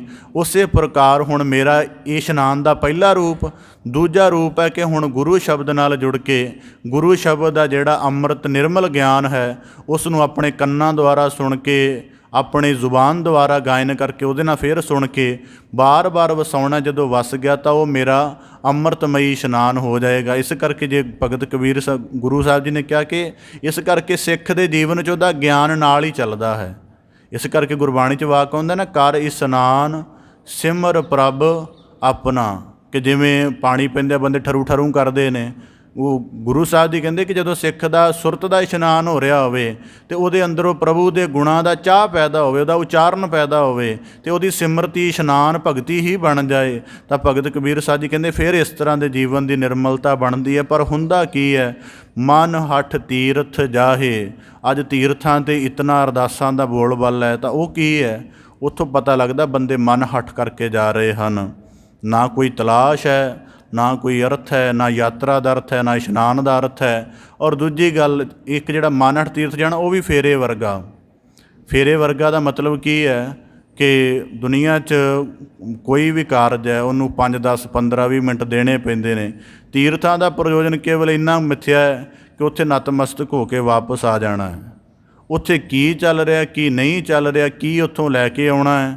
ਜਿਵੇਂ ਤੀਰਥਾਂ ਦੇ ਲੋਕ ਜਾਂਦੇ ਨੇ, ਮੈਂ ਦੇਖਿਆ ਹੋਇਆ ਬਹੁਤ ਜ਼ਿਆਦਾ, ਜਿਹੜੇ ਵੀ ਧਰਮ ਦੇ ਜਿੱਥੇ ਜਾਣਗੇ ਉਹਨਾਂ ਤੀਰਥਾਂ ਦੇ ਨੇੜੇ ਨੇੜੇ ਕੁਝ ਜਿਹੜੀਆਂ ਬਾਜ਼ਾਰੀ ਸਹੂਲਤਾਂ ਹੁੰਦੀਆਂ ਨੇ, ਬਹੁਤੇ ਤਾਂ ਉਹਨਾਂ ਦਾ ਲਾਭ ਉਠਾਉਣ ਲਈ ਜਾਂਦੇ ਨੇ ਕਿ ਉੱਥੇ ਪ੍ਰਾਪਤ ਹੋ ਜਾਣਗੀਆਂ। ਤਾਂ ਇਸੇ ਪ੍ਰਕਾਰ ਕੁਝ ਇਸ ਤਰ੍ਹਾਂ ਇੱਕ ਹੋਰ ਵੀ ਗੱਲ ਹੈ, ਜਦੋਂ ਮਨ ਹੱਠ ਤੀਰਥ 'ਤੇ ਜਾਂਦਾ ਹੈ ਉਹ ਬੰਦਾ ਹਮੇਸ਼ਾ ਸਮੂਹ ਬਣਾ ਕੇ ਜਾਏਗਾ। ਜਿਹਦੇ ਅੰਦਰ ਤੀਰਥ ਦੇ ਨਾਲ ਜਾਣ ਦੀ ਕੋਈ ਤਲਾਸ਼ ਹੈ ਉਹ ਕਦੀ ਸਮੂਹ ਵਿੱਚ ਨਹੀਂ ਜਾਏਗਾ। ਇਹ ਮਤਲਬ ਨਿੱਜ ਅਨੁਭਵ ਹੈ ਕਿ ਉਹਦੇ ਵਿੱਚ ਜਿਹੜੇ ਬੰਦੇ ਅੰਦਰ ਤਲਾਸ਼ ਹੈ ਉਹ ਹਮੇਸ਼ਾ ਇਕੱਲਾ ਹੀ ਜਾਏਗਾ, ਜਾਂ ਉਹਦੇ ਨਾਲ ਜਿਹੜਾ ਸੰਗੀ ਹੋਏਗਾ ਉਹ ਵੀ ਕੋਈ ਰੰਗੀ ਅਵਸਥਾ ਵਾਲਾ ਹੋਏਗਾ। ਸਮੂਹ ਬਣਾ ਕੇ ਕਿਉਂ ਜਾਂਦੇ ਨੇ? ਹੁਣ ਮੈਂ ਕਈ ਵਾਰੀ ਹੈਰਾਨ ਹੁੰਦਾ ਕਿ ਜਿਹੜੇ ਸਾਡੇ ਮੌਜੂਦਾ ਤੀਰਥ ਸਥਾਨ ਕਹੇ ਜਾਂਦੇ ਨੇ ਉਹਨਾਂ 'ਤੇ ਇੰਨੀ ਭਰਮਾਰ ਕਿਉਂ ਹੈ? ਬਹੁਤ ਜ਼ਿਆਦਾ ਗਿਣਤੀ ਦਿਨ ਬ ਦਿਨ ਵੱਧਦੀ ਜਾ ਰਹੀ ਹੈ। ਤਾਂ ਕੀਤਾ ਕੀ ਹੈ ਕਿ ਲੋਕ ਹੁਣ ਜੀਵਨ ਦੇ ਵਿੱਚ ਜੀਵਨ ਦੇ ਹੋਰ ਪੱਖਾਂ ਦੇ ਨਾਲ ਮੌਲਣ ਦੀ ਉਨੀ ਸਮਰੱਥਾ ਨਹੀਂ ਹੈ, ਜਾਂ ਉਨੀ ਕੋਲ ਆਪਣੇ ਹੈ ਨਹੀਂ ਸਾਧਨ। ਤਾਂ ਫਿਰ ਕੀ ਹੈ ਜੀ, ਕੁਝ ਦਿਨ ਵਿਹਲੇ ਨੇ, ਚਲੋ ਹਰਿਮੰਦਰ ਸਾਹਿਬ ਜਾਣੇ, ਉਹਨੂੰ ਇੱਕ ਮਤਲਬ ਆਪਣਾ ਘੁੰਮਣ ਦਾ ਸੈਂਟਰ ਬਣਾ ਲਿਆ। ਉੱਥੇ ਜਾ ਕੇ ਫਿਰ ਆਪਣੇ ਉਹੀ ਨਿਕੰਮੇ ਕੰਮਾਂ ਨੂੰ ਅੰਜਾਮ ਦੇਣਾ, ਫੋਟੋਗ੍ਰਾਫੀ, ਹੋਰ ਸਾਰਾ ਕੁਝ। ਤਾਂ ਇਹ ਮਨ ਹੱਠ ਦਾ ਹੀ ਬੋਲਬਾਲਾ ਹੈ ਸਾਰਾ, ਕਿ ਉੱਥੇ ਜਾ ਕੇ ਵੀ ਹਰਿਮੰਦਰ ਦਾ ਅਕਸ ਆਪਣੇ ਅੰਦਰ ਨਹੀਂ ਵਸਾਉਣਾ, ਉਹਨੂੰ ਵਸਾ ਵੀ ਇਹਦੇ ਅੰਦਰ ਕੀਰਤਨ ਚੱਲ ਰਿਹਾ। ਅਤੇ ਗੁਰੂ ਸ਼ਬਦ ਵੀ ਮੈਨੂੰ ਇਹੀ ਕਹਿੰਦਾ, ਅਤੇ ਇਹਦੇ ਵਿੱਚ ਤਾਂ 18-19 ਘੰਟੇ ਕੀਰਤਨ ਚੱਲ ਹੀ ਰਿਹਾ, ਮੇਰੀ ਆਪਣੀ ਸੁਰਤ 'ਚ ਕਿਹੜਾ ਚੱਲ ਰਿਹਾ ਹੈ? ਉੱਥੇ ਜਾ ਕੇ ਵੀ ਹੁਣ ਕਈ ਵਾਰੀ ਬੜੀ ਹੈਰਾਨਗੀ ਹੁੰਦੀ ਹੈ, ਮਤਲਬ ਦੇਖੀ ਦੇ ਸਾਰੇ ਕਰਮ। ਤਾਂ ਭਗਤ ਕਬੀਰ ਸਾਹਿਬ ਜੀ ਕਹਿੰਦੇ ਮਨ ਹੱਠ ਤੀਰਥ ਜਾਹੇ। ਇਸ ਕਰਕੇ ਤੀਰਥ ਨੂੰ ਅਰਪਣ ਨਹੀਂ ਕਰਨ ਗਿਆ, ਜਾਂ ਤੀਰਥ ਤੋਂ ਕੋਈ ਉੱਤਮ ਪ੍ਰਭਾਵ ਨਹੀਂ ਲੈਣ ਗਿਆ, ਇਹ ਮਨ ਹੱਠ ਵਿੱਚ ਜਾ ਰਿਹਾ ਅਤੇ ਇਹਦੀ ਸਾਰੀ ਕੀਤੀ ਸਾਧਨਾ ਨਾਮਕੂਲ ਹੈ। ਤਾਂ ਭਗਤ ਕਬੀਰ ਸਾਹਿਬ ਜੀ ਅੱਗੇ ਕਹਿੰਦੇ ਦੇਖਾ ਦੇਖੀ ਸਵਾਂਗ ਧਰ। ਇਹ ਤਾਂ ਦੇਖਾ ਦੇਖੀ ਚੱਲ ਰਹੀ ਹੈ, ਭੁੱਲੇ ਭਟਕਾ ਖਾਹੇ। ਸਭ ਤੋਂ ਪਹਿਲਾਂ ਭੁੱਲੇ ਹੋਏ ਹਨ। ਜੇ ਪਛਾਣ ਹੁੰਦੀ ਆਪਣੇ ਆਪ ਦੀ ਤਾਂ ਪਹਿਲਾਂ ਆਪਣੇ ਆਪ ਨੂੰ। ਇਸ ਕਰਕੇ ਹੁਣ ਦੋ ਗੱਲਾਂ ਨੇ, ਇੱਕ ਬੰਦਾ ਜਿਹਦੇ ਕੋਲ ਕੋਈ ਗਿਆਨ ਨਹੀਂ ਉਹ ਤੀਰਥ 'ਤੇ ਜਾ ਰਿਹਾ, ਕਹਿੰਦਾ ਮੈਂ ਸਾਧਨਾ ਕਰ ਰਿਹਾ। ਫਿਰ ਜਿਹੜਾ ਬੰਦਾ ਕਹੇਗਾ ਜੀ ਜਿਹੜਾ ਗਿਆਨੀ ਹੈ ਉਹ ਕਿਉਂ ਜਾ ਰਿਹਾ? ਗਿਆਨੀ ਇਸ ਕਰਕੇ ਜਾ ਰਿਹਾ ਹੁੰਦਾ, ਜਿਹਨੂੰ ਪਤਾ ਵੀ ਹੁੰਦਾ ਉਹ ਇਸ ਕਰਕੇ ਜਾ ਰਿਹਾ ਹੁੰਦਾ ਹੈ ਕਿ ਉਹਨੂੰ ਪਤਾ ਹੈ ਕਿ ਮੇਰੇ ਅਨੁਭਵ ਦੇ ਮੌਲਣ ਵਿੱਚ ਹੁਣ ਇਸ ਚੀਜ਼ ਦੀ ਹੁਣ ਜਾਗਿਆ ਰੂਪ ਹੈ, ਜਾਗਿਆ ਹੋਇਆ ਰੂਪ ਹੈ ਕਿ ਪਹਿਲਾਂ ਆ ਰਿਹਾ ਸੀ ਕੋਈ ਸੂਝ ਨਹੀਂ ਸੀ, ਹੁਣ ਮੈਂ ਆਪਣੇ ਜੀਵਨ ਦੇ ਹਿੱਸਿਆਂ ਨੂੰ ਗਿਆਨ ਦੇ ਨਾਲ ਜਗਾ ਲਿਆ ਹੈ, ਅਤੇ ਹੁਣ ਇੱਥੋਂ ਦਾ ਜਿਹੜਾ ਸਹੀ ਅਰਥ ਹੈ ਉਹਦਾ ਮੈਨੂੰ ਪੂਰਾ ਲਾਭ ਪਹੁੰਚ ਜਾਏਗਾ। ਇਸ ਕਰਕੇ ਜਾ ਰਹੇ, ਇਸ ਕਰਕੇ ਉੱਥੇ ਜਾ ਕੇ ਉਹਨਾਂ ਕਰਮਾਂ ਨੂੰ ਪ੍ਰਮੁੱਖਤਾ ਨਹੀਂ ਦਿੰਦਾ ਹੈ। ਤਾਂ ਭਗਤ ਕਬੀਰ ਸਾਹਿਬ ਜੀ ਕਹਿੰਦੇ ਦੇਖਾ ਦੇਖੀ ਸਵਾਂਗ ਧਰ। ਹੁਣ ਜਦੋਂ ਭਗਤ ਕਬੀਰ ਸਾਹਿਬ ਜੀ ਨੇ ਸਵਾਂਗ ਧਰ ਕਿਹਾ ਹੈ ਤਾਂ ਇਹਦਾ ਇੱਕ ਨੁਕਤਾ ਤਾਂ ਵੈਸੇ ਸਨਾਤਨਤਾ ਦੇ ਨਾਲ ਹੀ ਜੁੜਦਾ ਹੈ, ਬਾਕੀ ਪੰਥਾਂ ਦੇ ਨਾਲ ਨਹੀਂ ਜੁੜਦਾ। ਕਿਉਂਕਿ ਜਿਵੇਂ ਹਿੰਦੂ ਮੱਤ ਦੇ ਵਿੱਚ ਜਿਹੜੀਆਂ ਤੀਰਥ ਯਾਤਰਾਵਾਂ ਨੇ ਉਹਨਾਂ ਦੇ ਭੇਖ ਵੀ ਮੰਨੇ ਜਾਂਦੇ ਹਨ ਕਿ ਤੁਸੀਂ ਇਸ ਤੀਰਥ 'ਤੇ ਜਾਣਾ ਹੈ, ਇਸ ਤਰ੍ਹਾਂ ਦਾ ਭੇਸ ਧਾਰਨ ਕਰੋ। ਜੇ ਤੁਸੀਂ ਮਤਲਬ ਕਿਸ ਤਰ੍ਹਾਂ ਅਯੁੱਧਿਆ ਵਿੱਚ ਜਾਣਾ ਹੈ ਤਾਂ ਉਹ ਉਸ ਤਰ੍ਹਾਂ ਦੀ ਕੰਠੀ ਗਲ ਦੇ ਵਿੱਚ ਧਾਰਨ ਕਰੋ। ਤਾਂ ਭਗਤ ਕਬੀਰ ਸਾਹਿਬ ਜੀ ਕਹਿੰਦੇ ਦੇਖਾ ਦੇਖੀ ਸਵਾਂਗ ਧਰ। ਉਹ ਸਵਾਂਗ ਧਾਰਨ ਕਰੀ ਜਾਂਦੇ ਹਨ ਉਸੇ ਪ੍ਰਕਾਰ ਦੇ ਵਿੱਚ, ਕਦੇ ਗੇਰੂਏ ਵਸਤਰ, ਕਦੇ ਲਾਲ ਵਸਤਰ, ਕਦੇ ਕਿਸੇ ਤਰ੍ਹਾਂ ਦੇ ਸੁਨਹਿਰੀ ਵਸਤਰ। ਤਾਂ ਕਿਸੇ ਤਰ੍ਹਾਂ ਦਾ ਭਗਤ ਕਬੀਰ ਸਾਹਿਬ ਜੀ ਕਹਿੰਦੇ ਜਿੰਨੇ ਸਵਾਂਗ ਧਰ ਰਹੇ ਨੇ, ਪਰ ਗੱਲ ਕੀ ਹੈ, ਭੂਲੇ ਭਟਕਾ ਖਾਹੇ। ਜੇ ਇੱਕ ਵੀ ਪੱਖ ਜਾਣਦੇ ਹੋਣ ਤਾਂ ਭਟਕਾ ਖਾਹੇ, ਨਹੀਂ ਤਾਂ ਇਸ ਇਹਨਾਂ ਦੀ ਭਟਕਣ ਨਾ ਬਣੇ। ਹੁਣ ਦੇਖੋ ਇਹ ਮੈਂ ਅੱਜ ਹੀ ਪ੍ਰੋਫੈਸਰ ਪੂਰਨ ਸਿੰਘ ਜੀ ਨੂੰ ਪੜ੍ਹ ਰਿਹਾ ਸੀ, ਉਹਦੇ ਵਿੱਚ ਉਹਨਾਂ ਨੇ ਕਿਹਾ ਕਿ ਗੁਰਬਾਣੀ ਦੀ ਵਿਆਖਿਆ ਬਾਰੇ ਕੋਈ ਗੱਲ ਸੀ, ਉਹਦੇ ਵਿੱਚ ਕਹਿ ਰਹੇ ਕਿ ਜਦੋਂ ਵੀ ਗੁਰੂ ਨੇ ਧਰਤੀ ਦੇ ਕਿਸੇ ਹਿੱਸੇ ਦੇ ਉੱਪਰ ਆਪਣਾ ਕੋਈ ਵਾਕ ਕਿਹਾ ਹੈ ਤਾਂ ਉਸ ਵਾਕ ਦਾ ਗਿਆਨ ਸੀ ਕਿ ਇਹਨਾਂ ਧਰਤੀ ਦੇ ਜਿਹੜੇ ਕਰਮ ਹੋ ਰਹੇ ਨੇ, ਇਹਨਾਂ ਕਰਮਾਂ ਨੂੰ ਇਹਨਾਂ ਦੀ ਮੰਜ਼ਿਲ ਜ਼ਰੂਰ ਮਿਲ ਜਾਏ। ਜੇ ਮੰਜ਼ਿਲ ਨਾ ਮਿਲੀ ਤਾਂ ਇਹ ਮਤਲਬ ਕਿ ਅਧੂਰੇ ਰਹਿ ਜਾਣਗੇ। ਇਸ ਕਰਕੇ ਜਿੱਥੇ ਗੁਰੂ ਤਾਂ ਕਰਕੇ ਜਦੋਂ ਜੇ ਅਸੀਂ ਇਸ ਨੁਕਤੇ ਤੋਂ ਸਮਝੀਏ ਨਾ ਤਾਂ ਗੁਰੂ ਜਿਹੜਾ ਸਾਨੂੰ, ਕਿਉਂਕਿ ਅਸੀਂ ਗੁਰਬਾਣੀ ਦੀ ਮੂਲ ਸੁਰ ਤਾਂ ਸਾਨੂੰ ਪਤਾ ਨਹੀਂ ਹੈ, ਅਸੀਂ ਉਹਨੂੰ ਕਲਾਸੀਫਿਕੇਸ਼ਨ ਕਰ ਲੈਂਦੇ ਹਾਂ ਜੀ, ਆਹ ਹਿੰਦੂਆਂ ਬਾਰੇ ਕਹੀ ਹੈ, ਆਹ ਇਸਲਾਮ ਵਾਲਿਆਂ ਬਾਰੇ ਕਹੀ ਹੈ। ਪਰ ਨਹੀਂ, ਗੁਰੂ ਸੱਤ ਸਰੂਪ ਹੈ। ਗੁਰੂ ਨੇ ਸਾਰੀ ਸ੍ਰਿਸ਼ਟ ਨੂੰ, ਜਿਵੇਂ ਹੁਣ ਉਦਾਹਰਨ ਦੇ ਤੌਰ 'ਤੇ ਬੱਚਾ ਕਮਜ਼ੋਰ ਹੋਵੇ ਪੜ੍ਹਾਈ 'ਚ ਅਤੇ ਮਾਤਾ ਪਿਤਾ ਨੂੰ ਉਹ ਆ ਜਾਂਦਾ ਨੇ ਕਿਸੇ ਤਰ੍ਹਾਂ ਕਿ ਮਤਲਬ ਪੂਰਾ ਹੋ ਜਾਏ, ਜੇ ਸਿਖਰ ਤੱਕ ਨਹੀਂ ਤਾਂ ਘੱਟੋ ਘੱਟ ਪਾਸ ਵਾਲੀ ਹੋਂਦ ਤੱਕ ਤਾਂ ਚੱਲ ਜੇ, ਫਿਰ ਉਹਦੇ ਲਈ ਉਹ ਜਿੰਨੇ ਕੁ ਯਤਨ ਉਪਲਬਧ ਹੋ ਸਕਦੇ ਨੇ ਉਹ ਕਰਵਾ ਦਿੰਦੇ ਨੇ। ਇਸੇ ਪ੍ਰਕਾਰ ਗੁਰੂ ਸਾਰੀ ਸ੍ਰਿਸ਼ਟੀ ਨੂੰ ਨਿਵਾਜਿਸ਼ ਕਰਨੀ ਹੁੰਦੀ ਹੈ। ਜਦੋਂ ਗੁਰੂ ਨਾਨਕ ਸਾਹਿਬ ਜੀ ਮਹਾਰਾਜ ਨੇ ਨਾ ਹਮ ਹਿੰਦੂ ਨਾ ਮੁਸਲਮਾਨ ਕਿਹਾ ਹੈ, ਅਤੇ ਉਹਨਾਂ ਨੇ ਉਹਦੇ ਵਿੱਚ ਇਹ ਗੱਲ ਮਤਲਬ ਜੇ ਬੁੱਝਣ ਦਾ ਯਤਨ ਕਰੀਏ ਤਾਂ ਇਹ ਗੱਲ ਕਹੀ ਹੈ ਕਿ ਮੇਰੇ ਗਿਆਨ ਦੀ, ਮੇਰੀ ਕਰੁਣਾ ਦੀ ਬਖਸ਼ਿਸ਼ ਇਹਨਾਂ ਦੋਵਾਂ ਲਈ ਸਾਂਝੀ ਹੋਏਗੀ। ਅਤੇ ਜੇ ਗੁਰੂ ਗੋਬਿੰਦ ਸਿੰਘ ਮਹਾਰਾਜ ਦੋਵਾਂ ਕੁੱਜੀਆਂ 'ਤੇ ਹੱਥ ਰੱਖਦੇ, ਉਹਦਾ ਵੀ ਮਤਲਬ ਹੈ ਕਿ ਮੈਂ ਇਹਨਾਂ ਨੂੰ ਦੋਵਾਂ ਨੂੰ ਕਲਾਵੇ ਵਿੱਚ ਲਵਾਂਗਾ। ਅਤੇ ਜਦੋਂ ਬੰਦਾ ਪਿਆਰ ਦੇ ਕਲਾਵੇ 'ਚ ਲੈਂਦਾ ਹੈ ਅਤੇ ਉਹਨੂੰ ਉਨੇ ਪਿਆਰ ਦੇ ਸਹਿਤ ਕਰਨ ਦੇ ਲਈ ਜੇ ਕੋਈ ਗਿਆਨਮਈ ਝਿੜਕ ਵੀ ਦੇਣੀ ਪਵੇ ਤਾਂ ਉਹ ਦਿੰਦਾ ਹੈ।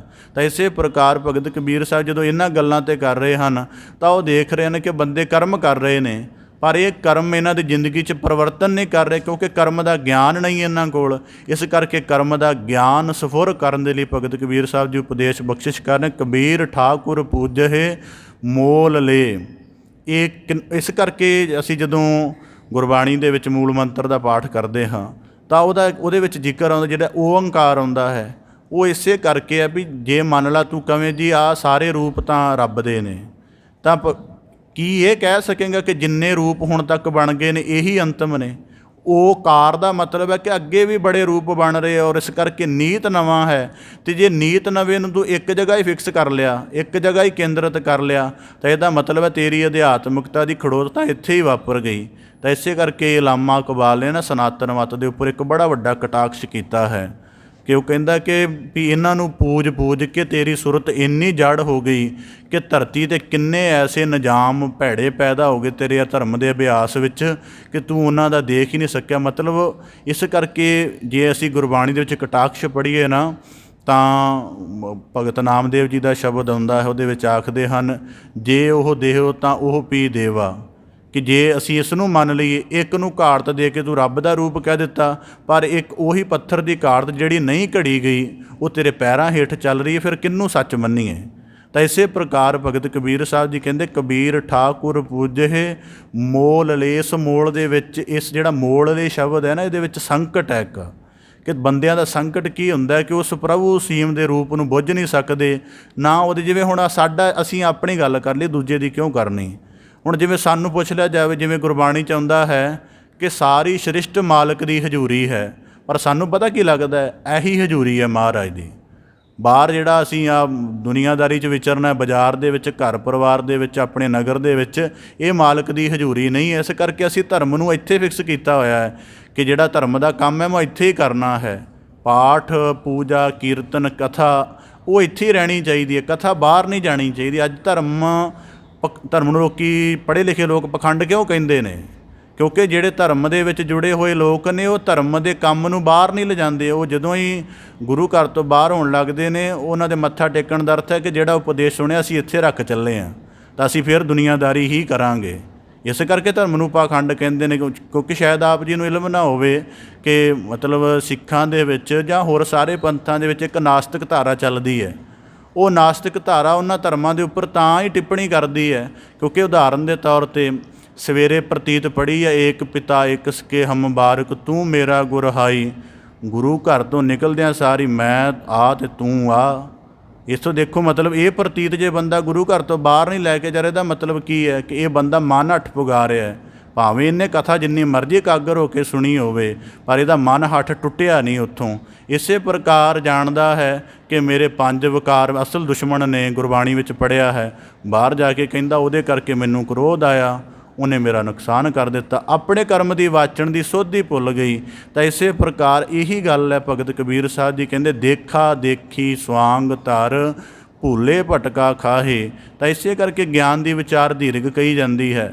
ਹੁਣ ਇਹਦੇ ਵਿੱਚ ਹੀ ਇੱਕ ਸਮਝ ਆਉਂਦੀ ਹੈ ਕਿ ਦੇਖਾ ਦੇਖੀ ਦਾ ਜਿਹੜਾ ਕੋਈ ਵੀ ਕਰਮ ਹੁੰਦਾ ਹੈ ਨਾ, ਉਹ ਜੇ ਦੇਖਾ ਦੇਖੀ ਕਰਨੀ ਵੀ ਹੈ ਤਾਂ ਜਿਹਦੇ ਵੱਲ ਵੇਖ ਕੇ ਦੇਖਾ ਦੇਖੀ ਕਰ ਰਹੇ ਹੋ, ਪਹਿਲਾਂ ਉਹਦੇ ਕੋਲੋਂ ਗਿਆਨ ਪੁੱਛ ਲਓ ਕਿ ਤੇਰੇ ਕੋਲ ਇਹਦਾ ਗਿਆਨ ਕੀ ਹੈ। ਜੇ ਤੇਰੇ ਕੋਲ ਇਹਦਾ ਗਿਆਨ ਹੈ ਤਾਂ ਫਿਰ ਉਹਦੀ ਦੇਖਾ ਦੇਖੀ ਕੀਤੀ ਠੀਕ ਹੈ, ਨਹੀਂ ਤਾਂ ਉਹ ਭੁੱਲਣ ਭਟਕਣ ਵਾਲੀ ਗੱਲ ਹੈ। ਇਸ ਪ੍ਰਕਾਰ ਸਾਨੂੰ ਭਗਤ ਕਬੀਰ ਸਾਹਿਬ ਜੀ ਨਿਵਾਜਿਸ਼ ਕਰਦੇ ਹਨ ਕਿ ਆਪਣੀ ਅਧਿਆਤਮਿਕ ਪੂਜਾ ਦਾ ਕੇਂਦਰ ਅਕਾਲ ਨੂੰ ਬਣਾਉਣਾ ਚਾਹੀਦਾ। ਠੀਕ ਹੈ ਕਿ ਅਕਾਲ ਪੁਰਖ ਦੀ ਹਸਤੀ ਕਾਲ ਵਿੱਚ ਵੀ ਵਿਚਰਦੀ ਹੈ, ਇਸ ਕਰਕੇ ਗੁਰੂ ਸਾਹਿਬ ਜੀ ਕਹਿੰਦੇ ਦੇਖੋ ਸਭ ਮੈਂ ਜੋਤ ਜੋਤ ਹੈ ਸੋਏ। ਤਾਂ ਇਸੇ ਪ੍ਰਕਾਰ ਫਿਰ ਜਿਹੜਾ ਹੁਣ ਇੱਥੇ ਖੜੋਤ ਵਾਪਰਦੀ ਹੈ ਕਿ ਉਸ ਪ੍ਰਤਮਾ ਨੂੰ ਘੜਨ ਵਾਲਾ ਬਾਅਦ 'ਚ ਇਹੀ ਗੱਲ ਕਹਿਣ ਲੱਗ ਪੈਂਦਾ ਕਿ ਇਹੀ ਅੰਤਮ ਰੂਪ ਹੈ, ਅਤੇ ਉਹਦੇ ਸੰਬੰਧ ਵਿੱਚ ਜੋ ਕੁਝ ਆਖਿਆ ਜਾਂਦਾ ਹੈ ਫਿਰ ਉਸੇ ਹੀ ਮੂਰਤ ਨੂੰ, ਉਹੀ ਠਾਕੁਰ ਜਿਹੜਾ ਸਾਰਿਆਂ ਪਤਤਾਂ ਨੂੰ ਪੁਨੀਤ ਕਰਦਾ ਹੈ, ਫਿਰ ਉਹਦੇ ਬਾਰੇ ਕਹਿਣ ਲੱਗ ਪੈਂਦੇ ਨੇ ਕਿ ਆਹ ਬੰਦਾ ਇਹਨੂੰ ਹੱਥ ਲਗਾਏਗਾ ਅਤੇ ਭ੍ਰਿਸ਼ਟ ਹੋ ਜਾਏਗੀ ਜਾਂ ਇਹ ਅਪਵਿੱਤਰ ਹੋ ਜਾਏਗੀ। ਤਾਂ ਇਸ ਕਰਕੇ ਭਗਤ ਕਬੀਰ ਸਾਹਿਬ ਜੀ ਕਹਿੰਦੇ ਕਿ ਸਾਡੀ ਅਧਿਆਤਮਿਕ ਪੂਜਾ ਦਾ ਜਿਹੜਾ ਕੇਂਦਰ ਹੈ ਉਹ ਅਕਾਲ ਪੁਰਖ ਹੀ ਬਣਨਾ ਚਾਹੀਦਾ, ਕਿ ਉਹਦਾ ਕੋਈ ਰੂਪ ਰੰਗ ਤਸੱਵਰ ਕੁਝ ਨਹੀਂ ਰਹਿਣਾ ਚਾਹੀਦਾ, ਉਹ ਨਿਰਾਕਾਰ ਹੀ ਹੋਣਾ ਚਾਹੀਦਾ ਹੈ। ਤਾਂ ਇਸੇ ਪ੍ਰਕਾਰ ਜਿਹੜੀ ਉਹਦੀ ਪ੍ਰਾਪਤੀ ਦੇ ਲਈ ਤੀਰਥ ਦੇ ਪੂਜਾ ਦੇ ਕਰਮ ਕਹੇ ਜਾਂਦੇ ਹਨ, ਉਹ ਵੀ ਗਿਆਨ ਦੇ ਸਹਿਤ ਹੀ ਹੋਣੇ ਚਾਹੀਦੇ ਹਨ। ਜੇ ਨਾ ਹੋਏਗੇ ਤਾਂ ਭਗਤ ਕਬੀਰ ਸਾਹਿਬ ਜੀ ਕਹਿੰਦੇ ਮਨੁੱਖ ਦੀ ਭਟਕਣ ਹੋਏਗੀ, ਫਿਰ ਉਹਦਾ ਤੀਰਥ ਵੀ ਉਹਨੂੰ ਕੋਈ ਇਹਦੇ ਜੀਵਨ 'ਚ ਪਰਿਵਰਤਨ ਨਹੀਂ ਕਰ ਸਕੇਗਾ। ਜਿਵੇਂ ਕਈ ਵਾਰੀ ਹੈਰਾਨਗੀ ਹੁੰਦੀ ਹੈ, ਬੰਦੇ ਅਚੇਤ ਹੀ ਜਾਂਦੇ ਨੇ, ਅਚੇਤ ਹੀ ਆ ਜਾਂਦੇ ਨੇ, ਮਤਲਬ ਯਾਤਰਾ ਕਰਦੇ ਨੇ, ਕੋਈ ਨਹੀਂ ਪਤਾ ਉੱਥੇ ਕੀਰਤਨ ਦੇ ਵਿੱਚ ਕੀ ਸ਼ਬਦ ਚੱਲਿਆ। ਮਤਲਬ ਮੈਨੂੰ ਕਿਸੇ ਸ਼ਰਧਾ ਵਾਲੇ ਬੰਦੇ ਨੇ ਹਰਿਮੰਦਰ ਸਾਹਿਬ ਦਰਸ਼ਨ ਇਸ਼ਨਾਨ ਦਾ ਨੁਕਤਾ ਦੱਸਿਆ ਸੀ, ਕਹਿੰਦਾ ਕਿ ਮਤਲਬ ਨਿਊਟਰਲ ਹੋ ਕੇ ਜਾਓ, ਕੁਝ ਵੀ ਨਹੀਂ ਮਨ 'ਚ ਲੈ ਕੇ ਜਾਓ, ਬਿਲਕੁਲ ਨਿਊਟਰਲ। ਕਹਿੰਦਾ ਅੱਗੇ ਜਾ ਕੇ ਦੇਖੋ ਵੀ ਉੱਥੇ ਪ੍ਰਵੇਸ਼ ਹੁੰਦੇ ਆ ਪਹਿਲੀ ਕਿਹੜੀ ਕੀਰਤਨ ਦੀ ਪੰਕਤੀ ਤੁਹਾਡੇ ਕੰਨਾਂ 'ਚ ਪੈਂਦੀ ਹੈ।